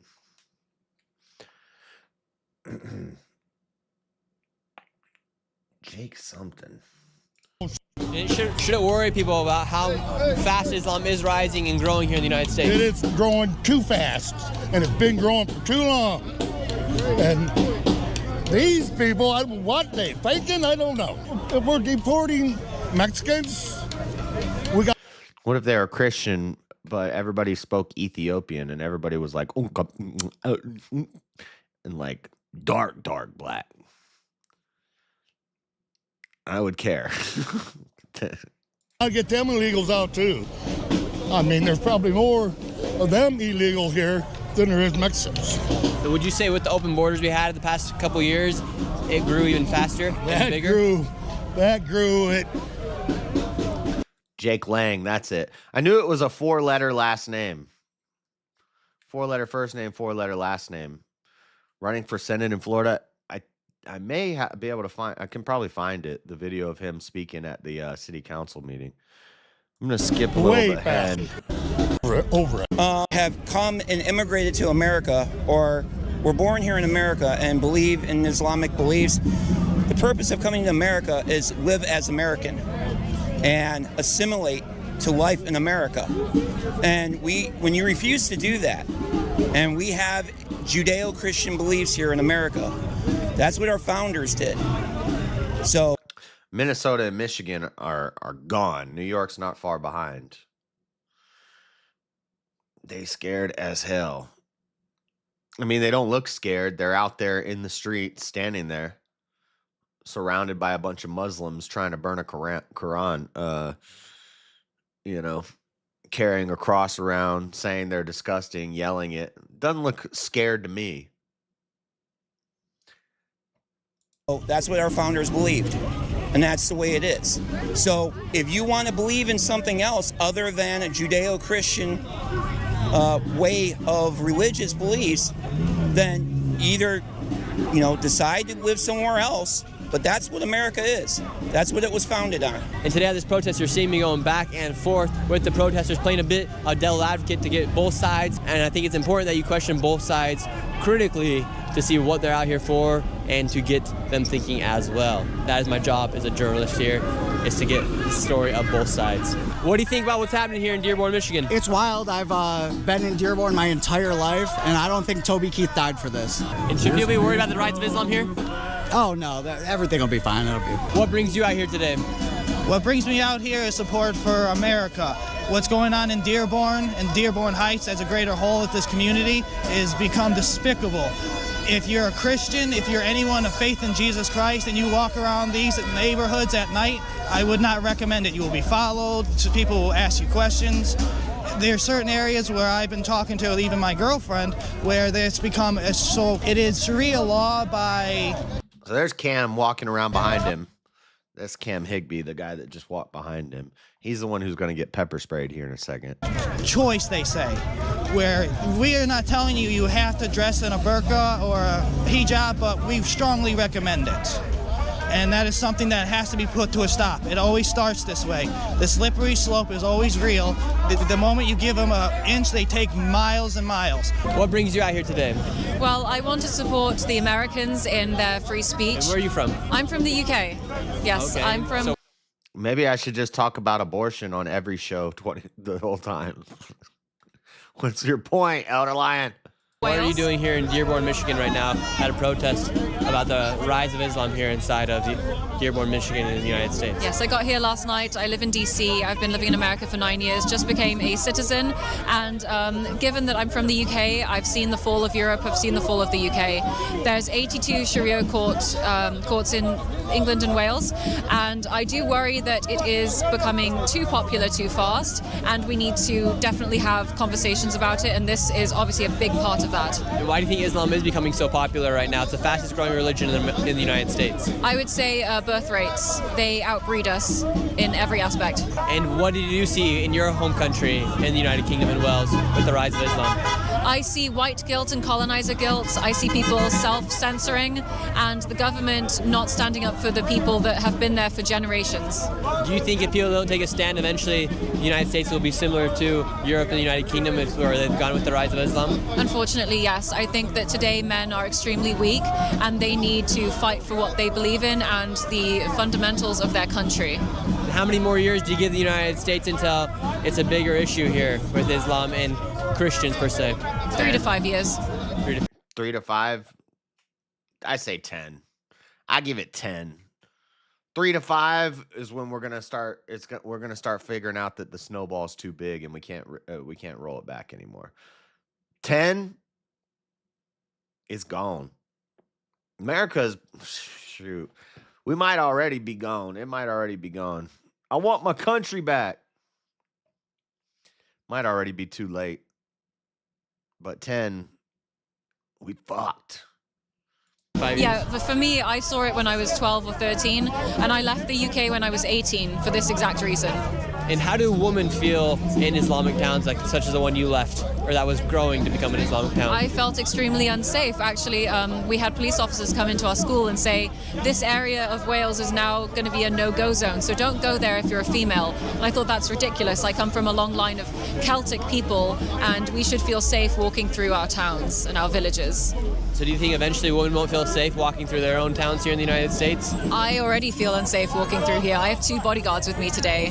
Yeah, I don't feel safe here at all. What's life like here in Dearborn, Michigan? It's beautiful. You know, it's a good community. Yeah, it looks beautiful. Looks beautiful out there. I mean, I guess compared to Afghanistan, I guess I'm sure Dearborn does look beautiful, but whatever. Everyone loves each other. And are you Muslim? Yes, sir. And what do you think about seeing this group out here today? I don't know what this protest is for. What is it for? They're worried about the rise of Islam here in the United States. They're worried about it? Well, I hope they all have a beautiful life to live, and we wish the best for them. And I hope they change their thinking towards Muslims. You have the Lebanon flag on today. I sure do. And guess what? I'm white. This is my Lebanese husband. there is no Sharia law in Dearborn. You guys want to go to the Pantheon and chill? We'll get you a lap dance. Come on. We got a scuffle going on. We got green light, and we'll get you a lap dance. Haram! We're holding up traffic. We have people coming out here. They're blocking off the roads right now. You have scuffles going on in the middle of the street. Your husband was about to get in a scuffle here in the middle of the streets. That's good. You guys deserve it. Get the out of our... Now we're going to come to your guys' city and do this. You're white, bitch. Shut up. Same thing. I hate these white chicks. I saw you about to throw down here in the middle of the street. Hey, man, listen. These people hate our country. They hate everything we stand for. I've seen this guy at other protests before. We have to oppose them everywhere they go, all right? Black or white. If you're a Christian in this country, these people hate your way of life. They oppose your existence. We can no longer allow this. They come over here with their Ford Fusions. Go back to your country, all right? Go back to Somalia. Bye-bye. Go back. You think any of this is fear-mongering from the right? No, it's necessary. You know, it's not fear-mongering. We need to do this because we're looking at what's happening across the pond in Europe, in Berlin, and France, all over, in London. Do we want to be like that? No. And black people, guess what? This country that you live in, you benefit from it. You should stand with your Christian brothers. Stand with our white brothers and sisters. This is our country that we've built together. He's not wrong. You ain't wrong when you're right. Base black guy. Freddie, you need to learn something from this young black man. All right? He sounded like a young Martin Luther King out here. Preach, brother. Hi. We lose it, we have nothing. We lose this land, there's nothing else. You're not going to go to Africa and survive. You're not going to go to the Middle East and survive. Guess what? America was built by Christians. White people conquered the land. Black people benefited from it. We have to stand up for it. That's important. Jeez, so fights broken out. They're throwing iPhones. Right here. Style starts with the details. This is where Cam gets pepper sprayed. So that's Cam right here in the black hat and the black jacket, and then his channel has his perspective of it too. So here's a girl with the black mask on, and it's this little Antifa kid. What happened? Cam Higbee was just attacked. Uh-oh, this is about to get bad. Cam just got attacked on a live stream. They threw his phone. Something's about to happen. Right now, everyone's chanting, MAGA, go away. I'm trying to find him in the background. It's one of these black bloc kids, like this one, who's fully blacked out, got their face covered. Cam was just attacked. Cam Higbee just got maced while he was doing a live stream. Right now, So this is what happened. He came up and he got in my face. He said, turn the camera off or I'm going to break it, whatever. And so, of course, I kept filming. I held my ground and he pushed right into me, so I pushed him back and then he maced me. And now you've taken some refuge here inside this RV. Were you antagonizing or what happened? No, I was just filming. I asked him a question. After Cam has just been attacked, now people are planning something. And what are you planning?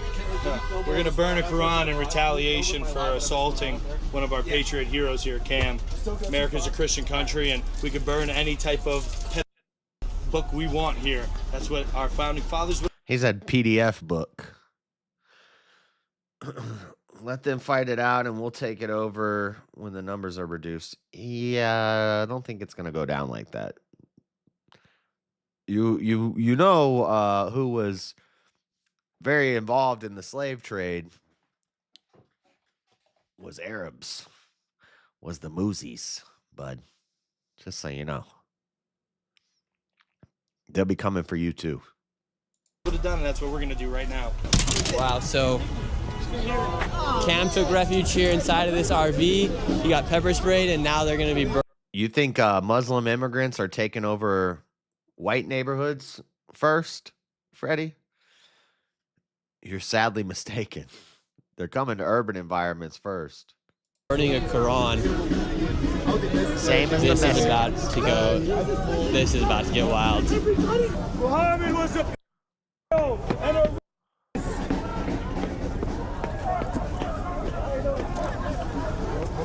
So he threw it down, and this Muslim guy came and grabbed it from out from under his foot. Come burn it, man. You can't burn it. No, you can't burn it.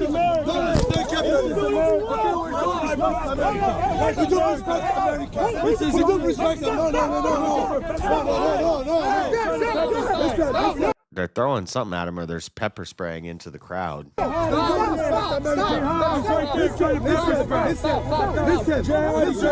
another Quran. I'll go get a different one. I saw he was about to burn the Quran, and then you went and grabbed it. How offensive is that as you as a Muslim man? Okay, as Muslim man, we don't like no one burn any of our books. First of all, second, Any of our books, specifically. To someone burned the Bible. First of all, second, the law is you're not allowed to burn any religion. Plus, we don't have a problem with any Christian. We don't have a problem with Jesus. We don't have a problem with this. This is America. This is for all. We respect everyone. We respect your religion. You have to respect my religion. I don't support the burnings of other people's religious books. That, to me, is a little too far.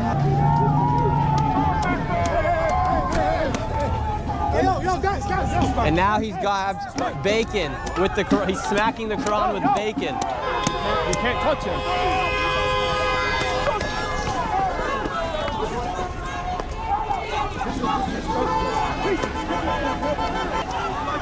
It's getting crazy. They're running everywhere. Dude, any of these guys could have knives on them.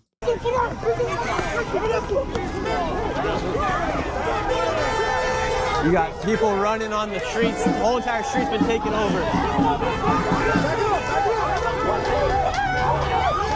What a mess. What a mess. Look at America. Entire street intersection. You got green lights right there. Nobody's able to go through. Cops have just appeared on scene. Now you have cops coming in. What's your thoughts on what's going on? That guy's got a big ass gun on his hip. It looks like a damn Desert Eagle. Now you have cops coming in. He's got a big old gun. Damn. What's your thoughts on what? Dude, that looks like a damn Desert Eagle on his side. What's going on? No division, man. This is about unity. This is supposed to be a unity march. This ain't this stupid shit. Literally. How would you fucking Christians, which I am, feel if I... Dude, you got a phone in your hand and a big ass gun on your hip. Somebody could just walk up to him and take that off him. I walked in your and burned the fucking Bible and I'd be pissed. I don't agree with that at all. That's what I'm saying. We gotta respect each other, man. This is bullshit. There's a line. There's a fine line when it comes to respecting other religions. Yep. Fact. It turns out that there are two fundamental ways.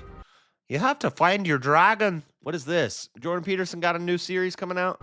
Of looking at the world. And he always got some fly suits too. Him and Bruce Buffer. Police have now appeared on scene. Bro, how do you feel to see somebody grab your holy book though and smack it with bacon? Yeah. I don't know why he's doing that. That's not right at all. You know what the funny thing is? He's going to hell. That's like us holding the Bible, ripping that shit apart and burning it. We wouldn't do that though. We wouldn't do that. That's not respectful. We wouldn't do shit like that because that's up. Hey, bro, I love you, bro. Whatever you are, I love you. Do you think it's a bit far to burn someone else's holy book? No, it's not holy. It's a most dishonorable, disgusting book. It sanctifies. He brings unity by pistol. Well, or division. Of children. How Ain't can nothing that wrong book with be a little holy? division. I'm a man that knows Jesus Christ, and he fed the children and protected the children. Muhammad the children and took over entire countries by the death of the sword. Islam is spread through the sword. Christianity is spread through love. He says the Quran's not a holy book. Said Muhammad was a... No, it's not true. What are you talking about? What brought you out here today? Honestly, I have a young daughter and very familiar with Sharia law and what they are all about. And honestly, we'd never burn a Bible because we're more respectful than that, and it's bad deeds for us. So if you want to burn a Quran, you're a certified bitch and you don't even believe in your own religion. Truly. People out here are just driving around and they're hearing what's happening as they attempted to burn the Quran, and people are freaking out. And I don't agree with burning the Quran. I think that's a little too far. What? People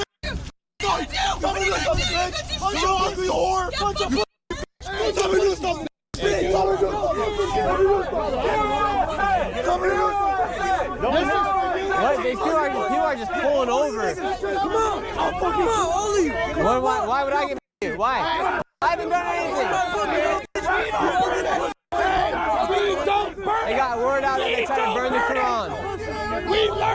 you're getting heated. You're just pulling over. You're hopping out of the car. You're ready to brawl with anybody. I had my gun. I was gonna blast if I didn't see the cops. I swear to God. That's it. Hey, I don't care. To me, I don't care. My life, I don't give a let somebody blast me. I don't give a just because of the burning of the Quran, the attempted burning. I'll that motherfucker's life up and his family. That's it. It's on camera. I will that motherfucker's life up. Let him come to me face on face. Face to face, I'll kill him. On my mother's soul. So that's it. You're killing him. I'll kill him. Trump needs to respond to this. We know Nick Shirley and Cam Higbee were both at the White House because Trump's looking into all these protests and these Antifa groups and all these different groups. And guys like Nick and Cam and the other on-the-ground journalists are working with the White House to expose these terrorist cells who travel from city to city and attack federal buildings and help stir up this crap. Because all this started from an Antifa kid, not from a Muslim, from a white, nerdy, black bloc punk. Murder. Arrest him. You just saw them come out. The guy, one guy even said he'd be down to murder. He would murder another man. We all got arrest him. Do your job. Seems like the police have sided with the people, the Muslims here in the town. Yeah, no they have. And are you from Dearborn? Dearborn Heights. We've seen it happening, and it's just it's a maximum encroachment every week to week. We're sick of it. And you're sick of the rise of Islam and the Islamification of your town? Not the religious aspect of it, the non-assimilation and repression of the American culture. You just feel more than anything they're not here for the American culture. Absolutely.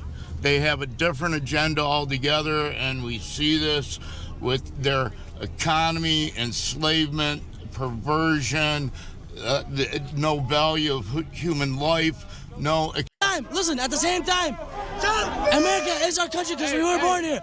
But in our Islamic book, we're not allowed to fight with people that are against our religion. So we just... You're not allowed to fight with people that are against your religion? You can kill infidels. What are you talking about? Take up the jail time. So you would That's not, what we do. So you would not defend America? I would go to jail instead of fighting for America. And who would you defend if we were to go to war against a country like Iraq again, America or Iraq? America. And should that be a troublesome conflict of interest for somebody to be here in America that would rather support another nation, like Iraq? Anybody who supports another nation needs to live in that nation. Not everyone's yelling, Allah Akbar. I wonder if they took a break to pray in the middle of the protesting. These hood rats did it. People have told me they want to kill you here. I know that. Listen, in America, we're supposed to have the right to stand. I don't agree with your ideology. I don't agree with your ideology. I don't agree with your ideology. And I don't want you in my country. This is why we've assembled here today, because we want to combat the Muslim mayor. They're going to be meeting in here later today in about an hour. Absolutely wow. This is why they're here, because they have a city council meeting. I guess they're trying to put pressure on canceled, the mayor or somebody here inside of this building. But man, hostility's getting wild. I believe they're going to cancel the 6:30 City Hall meeting because everybody's chimping the out. They're chimping the out. I don't have bananas. Chill out. I don't have bananas. I don't have bananas. What? Hold on. Jake Lang. Jake Lang.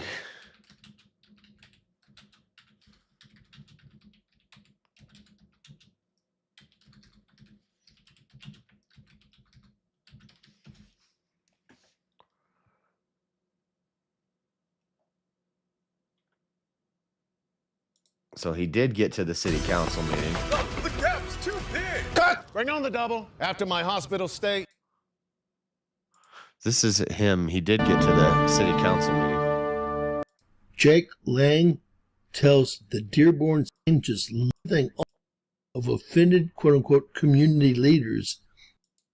30% white. Well, this one is. The world was 30% white. Look at Mustafa Ahamoud. Fast forward 125 years, we are down to 7%. The Islamification of Europe is particularly aimed at the destruction of white people. The Islamification And look at this guy in the back. He's just smiling and laughing. He's smiling and laughing. of America is aiming to meet the same goal. Our people, white Christian, European, Western civilization, we built the arts. We built the Colosseum. We have ran the world into the industrial age. And now, this people here, the Muslim community, is looking to drag us back. They're looking to oppress women, oppress homosexuals. They're looking to destroy everything that makes America He's doing that liberal thing. great. President Trump, send ICE into Dearborn. These people have overstayed their visas. They're H-1B chain migration invaders, and they have come to this country to destroy our way of life. We know exactly your laws in your book about lying to our faces, pretending to be Americans, wearing your suits. But that doesn't happen anywhere else where you guys are in charge. There are 53 Muslim majority countries, and in all of them, it is tyranny, destruction, it is shithole living. We have to call it what it is. You guys don't live like we do. We don't want you in our country. We will come and eat your shawarma in Somalia, okay? We don't need it here in Michigan. We don't need it in any part of America. We have a right to self-determination. Damn right. Founding fathers. We'll come eat your shawarma in Somalia.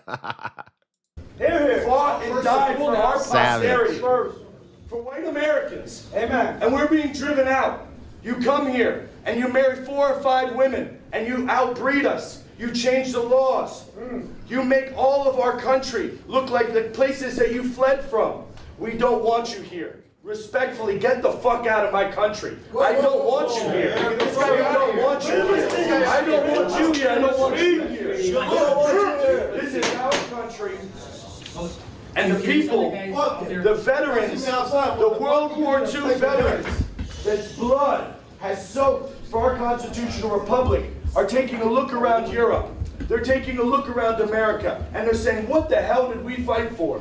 We have been taken over without a single shot fired. You guys are outbreeding insidious parasites on the American way of life. You will never look like us. You will never eat like us. You won't build buildings like us. You are nothing. You can build nothing. Just like President Trump's great American friends have said. You guys are not us, and get the fuck out. America first. America only. God bless America. Jesus is king. Middle East, buddy. Shut the fuck up. Jesus is king. Jesus is king. Jesus is king.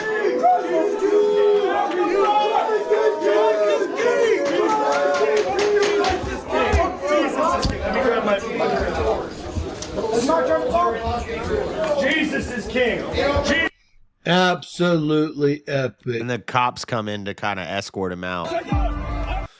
And that's him getting punched in the face, and then this little punk just runs away.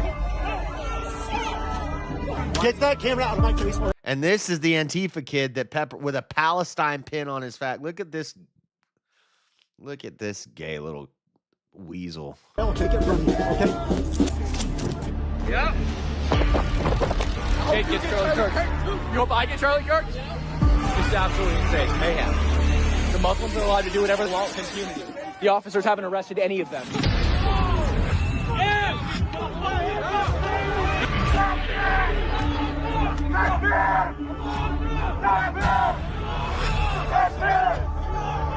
I shouldn't feel like a dhimmi in my country. That's what I feel like in Dearborn, Michigan. It doesn't feel like home. I feel like a dhimmi, a second-class citizen, which is what Christians are in the majority of Muslim countries. Dhimmis.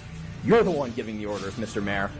These guys definitely want to do something about them. They're business. Look at them. These guys are all business. Your orders. I'm done. Thank you. You're We done. will Let's not go. surrender. We will not back down. This is what Muslim America wants us to do. They want us to cower. Christians, stand up. Stand tall. America, across It's time for the biggest savings of the season. Is he pepper spraying on his own van? Why is he, or not pepper spraying, tagging, graffitiing? Why is he tagging his own van? Piece of shit! You might want to repent, buddy! Anthony Hudson, you're weak, spineless coward! Weak and spineless! Cuckold! Cuckold! American men need to stand together against Islam. There can be no weak. It says cuck. I thought that was their van. I guess that's another bus. Did they bus in Muslims? Who is this? In this country, we will be turned immediately. Yeah, we will be turned immediately, like London, into a cesspool of infested migrants. Our country, our very way of life is at stake right now. He's getting wild, man. Where's the resist? Something resistance is the new protest movement. Now that the Epstein files are coming out, they need something new to focus on. America, it's time to stand up. On the left. Meanwhile, on the right, they're protesting Islam taking over. There can be no room. There can be no room for Sharia law. Islamification of America ends today. Our country is worth fighting for. Europe is worth fighting for. White Western civilization is worth dying for. Our country is this close. We have Zoran Mamdani. We have Muslims taking over every major city. So this is where Cam gets pepper sprayed. This is the dude from earlier. He got his blue hat on now. Hi, I'm Matt. The blue America First hat. This dude's a groiper for sure. Based groiper. I'm not trying to be reporter. I just want to open dialogue. Keep going, motherfucker. Keep going. Keep going. No one wants to dialogue with a. See this little fucking nerd right here. Oh! I voted for Bernie in 2015. I really Yeah, so you fucking Nazi. Fuck you. Fuck you. Keep walking, motherfucker. Please. Keep going, you fucking Nazi. I'm just trying to have dialogue, man. I don't care about your fucking dialogue. You dialogues are based off the extermination of other people. Get the fuck across the street, motherfucker. Get the fuck across the street. We're not hostile. We're not hostile here. We're not hostile. Please. We understand. We're all angry. We're all angry. I know. He's a groiper. I understand. He tries to say. See, he says we're not hostile. We're not hostile. But this white kid comes in as an agitator, Antifa, black blocked out. Needs to make it seem like he's nice. But apparently he's the agitator. If you're calmly walking around there with an America First hat, you're an agitator. But then this little virtue signaling nerd, doesn't know what gender they are, freak, comes up and gets in your face and screams at you and tells you to get off your own sidewalk, and then you do something to fight back and they pepper spray you, or they shoot you, or they stab you. Like it's cool. We understand. Camera guys right there. I understand that. But I support your rights. You can be whoever you want to be, and I honestly support. Get fucking going. Get fucking going.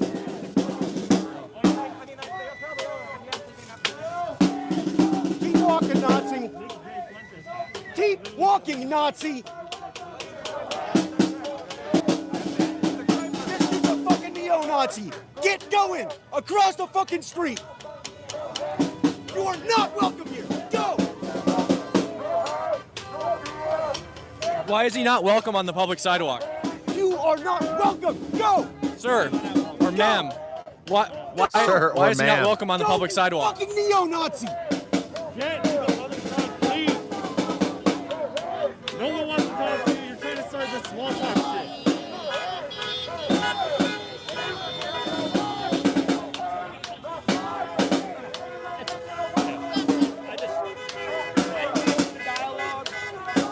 Sir or ma'am. Oh my God. This person doesn't know what gender they are. Why is he not welcome on a public sidewalk? Nazi. Go. Go. Go. It's ma'am.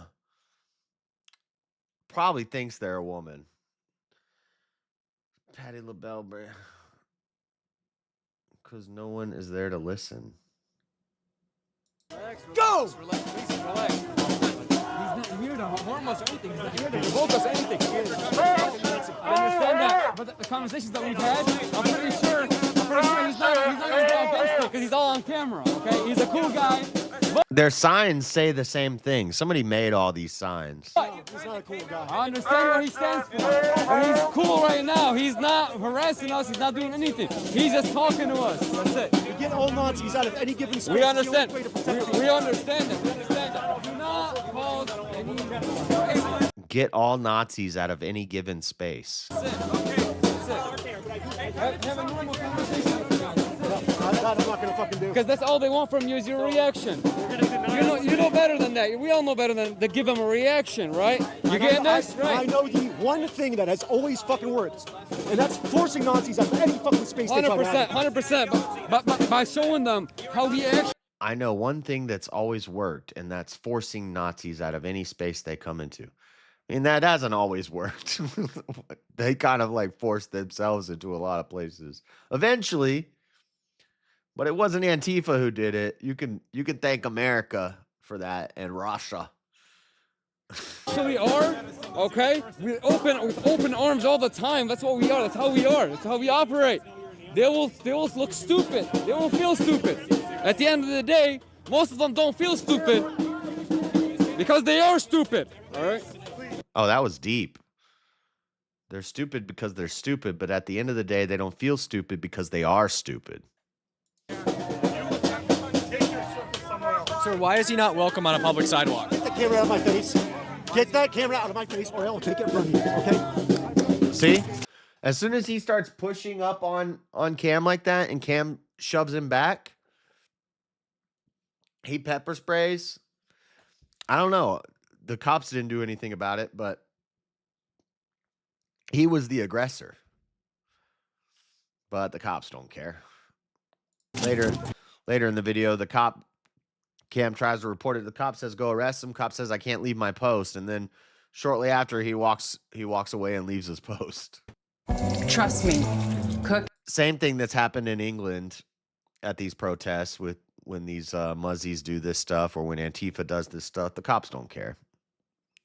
They're not going to do anything about it. Everybody's like, you should have called the cops on that girl when she spit at you. Why? They're not going to do anything. Phone right here. Is this his phone? Not in these cities. All right, guys. He just got pepper sprayed for attacking and assaulting someone. No, you're not going to get your phone. Actually, you get it. Here you go. There we go. Yep.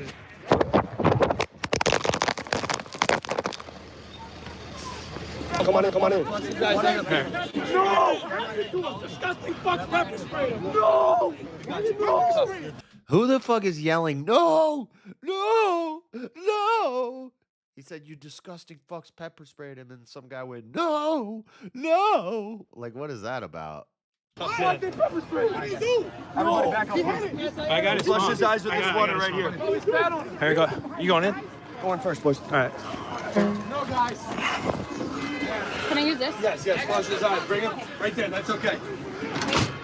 Okay, he sits with pepper spray in his eyes for a bit.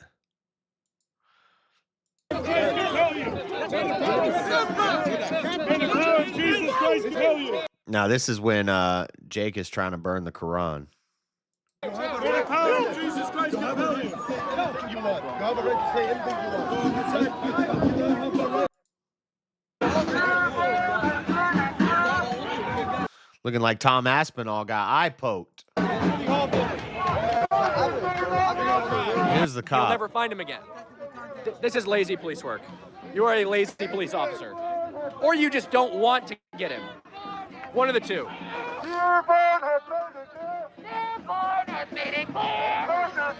I can't call the police. I'm live with you guys. I only have one phone.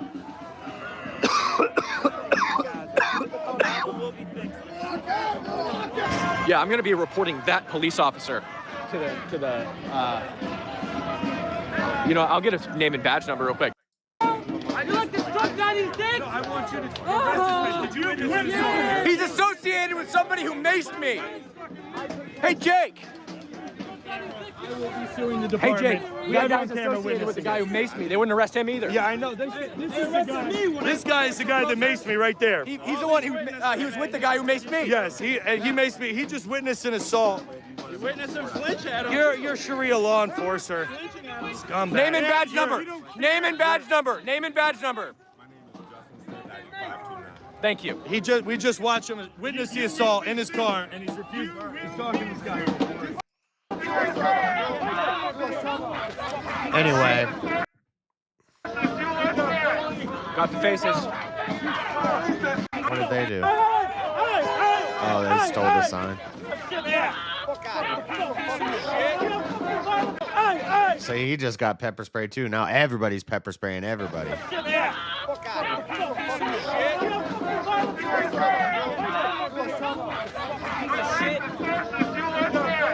Got the faces. Gotta get their faces.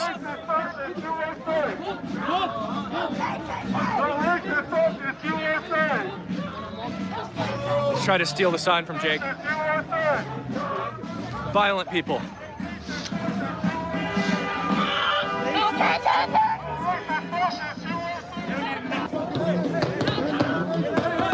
Sounds like guns going off. Must be fireworks.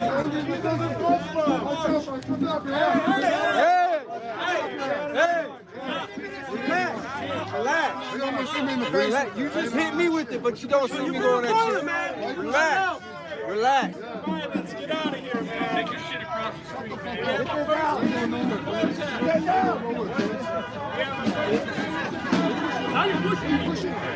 He just pushed him. How you pushing, motherfucker?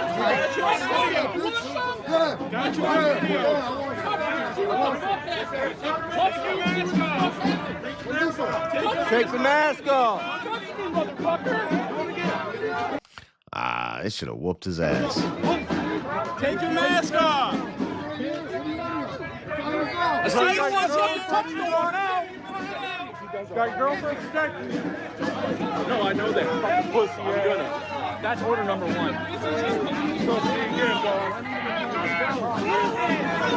appreciate what you're doing out here, Cam. Thank you, bro. Where's Jake? Jake! Hey! Jake!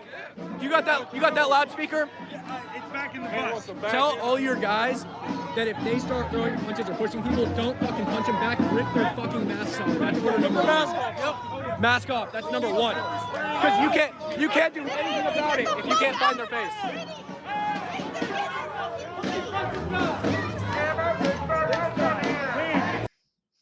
She kind of cute. Why is she such a bitch? They're what? This guy right here. Yeah, this guy right here. We got you on video, guy.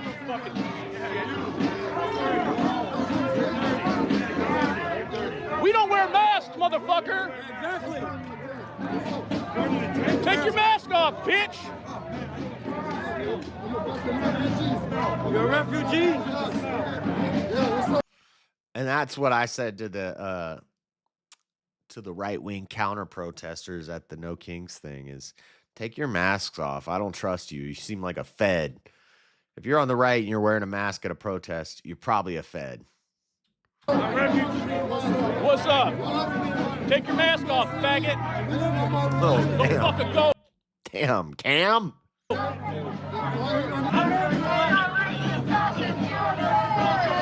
This guy was assaulting people.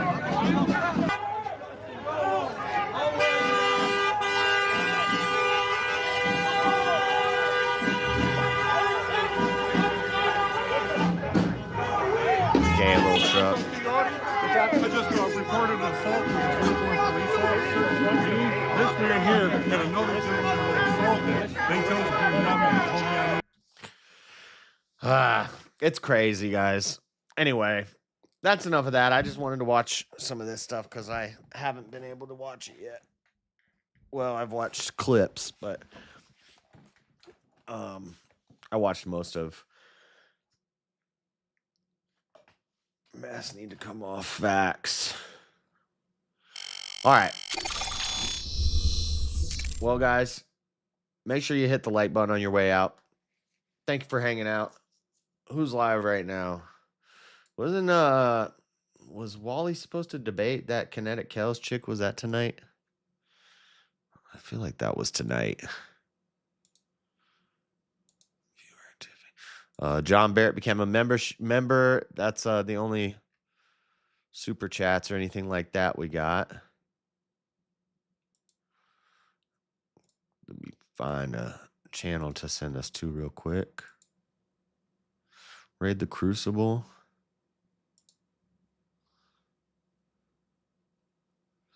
So what did they call off? I guess they called off that. They called off that that debate tonight. I thought there was supposed to be Wally and that. I thought there was supposed to be a debate tonight on Easy's channel. Maybe I'm wrong. All right, yeah, we'll go watch Counterpoints and Andrew debating about something. But thank you guys for hanging out. Monday night, kicking the week off right. The Dreaded Conservative Show. If you like it, tell a friend. If you hate it, tell everybody. If you're not sure what you think. It doesn't matter what you think. That's right. I'm going to head out. And I will catch you guys later. The world's a crazy place. I just report on it. I will catch you probably tomorrow morning. Tomorrow morning, we'll probably do a Bible stream. And then the next day, probably, I don't know. I need to write this debate opening this week here in the next couple days. So I might not do that on stream because we've already done a bunch of debate prep and talked about Epstein a lot. So I got all my stuff gathered. I just need to probably do that separate. But we will do a Bible stream tomorrow morning. So thank you guys again. God bless. Go say hi to the Crucible. Watch a debate over there. And I will see you later. We out. Deuces.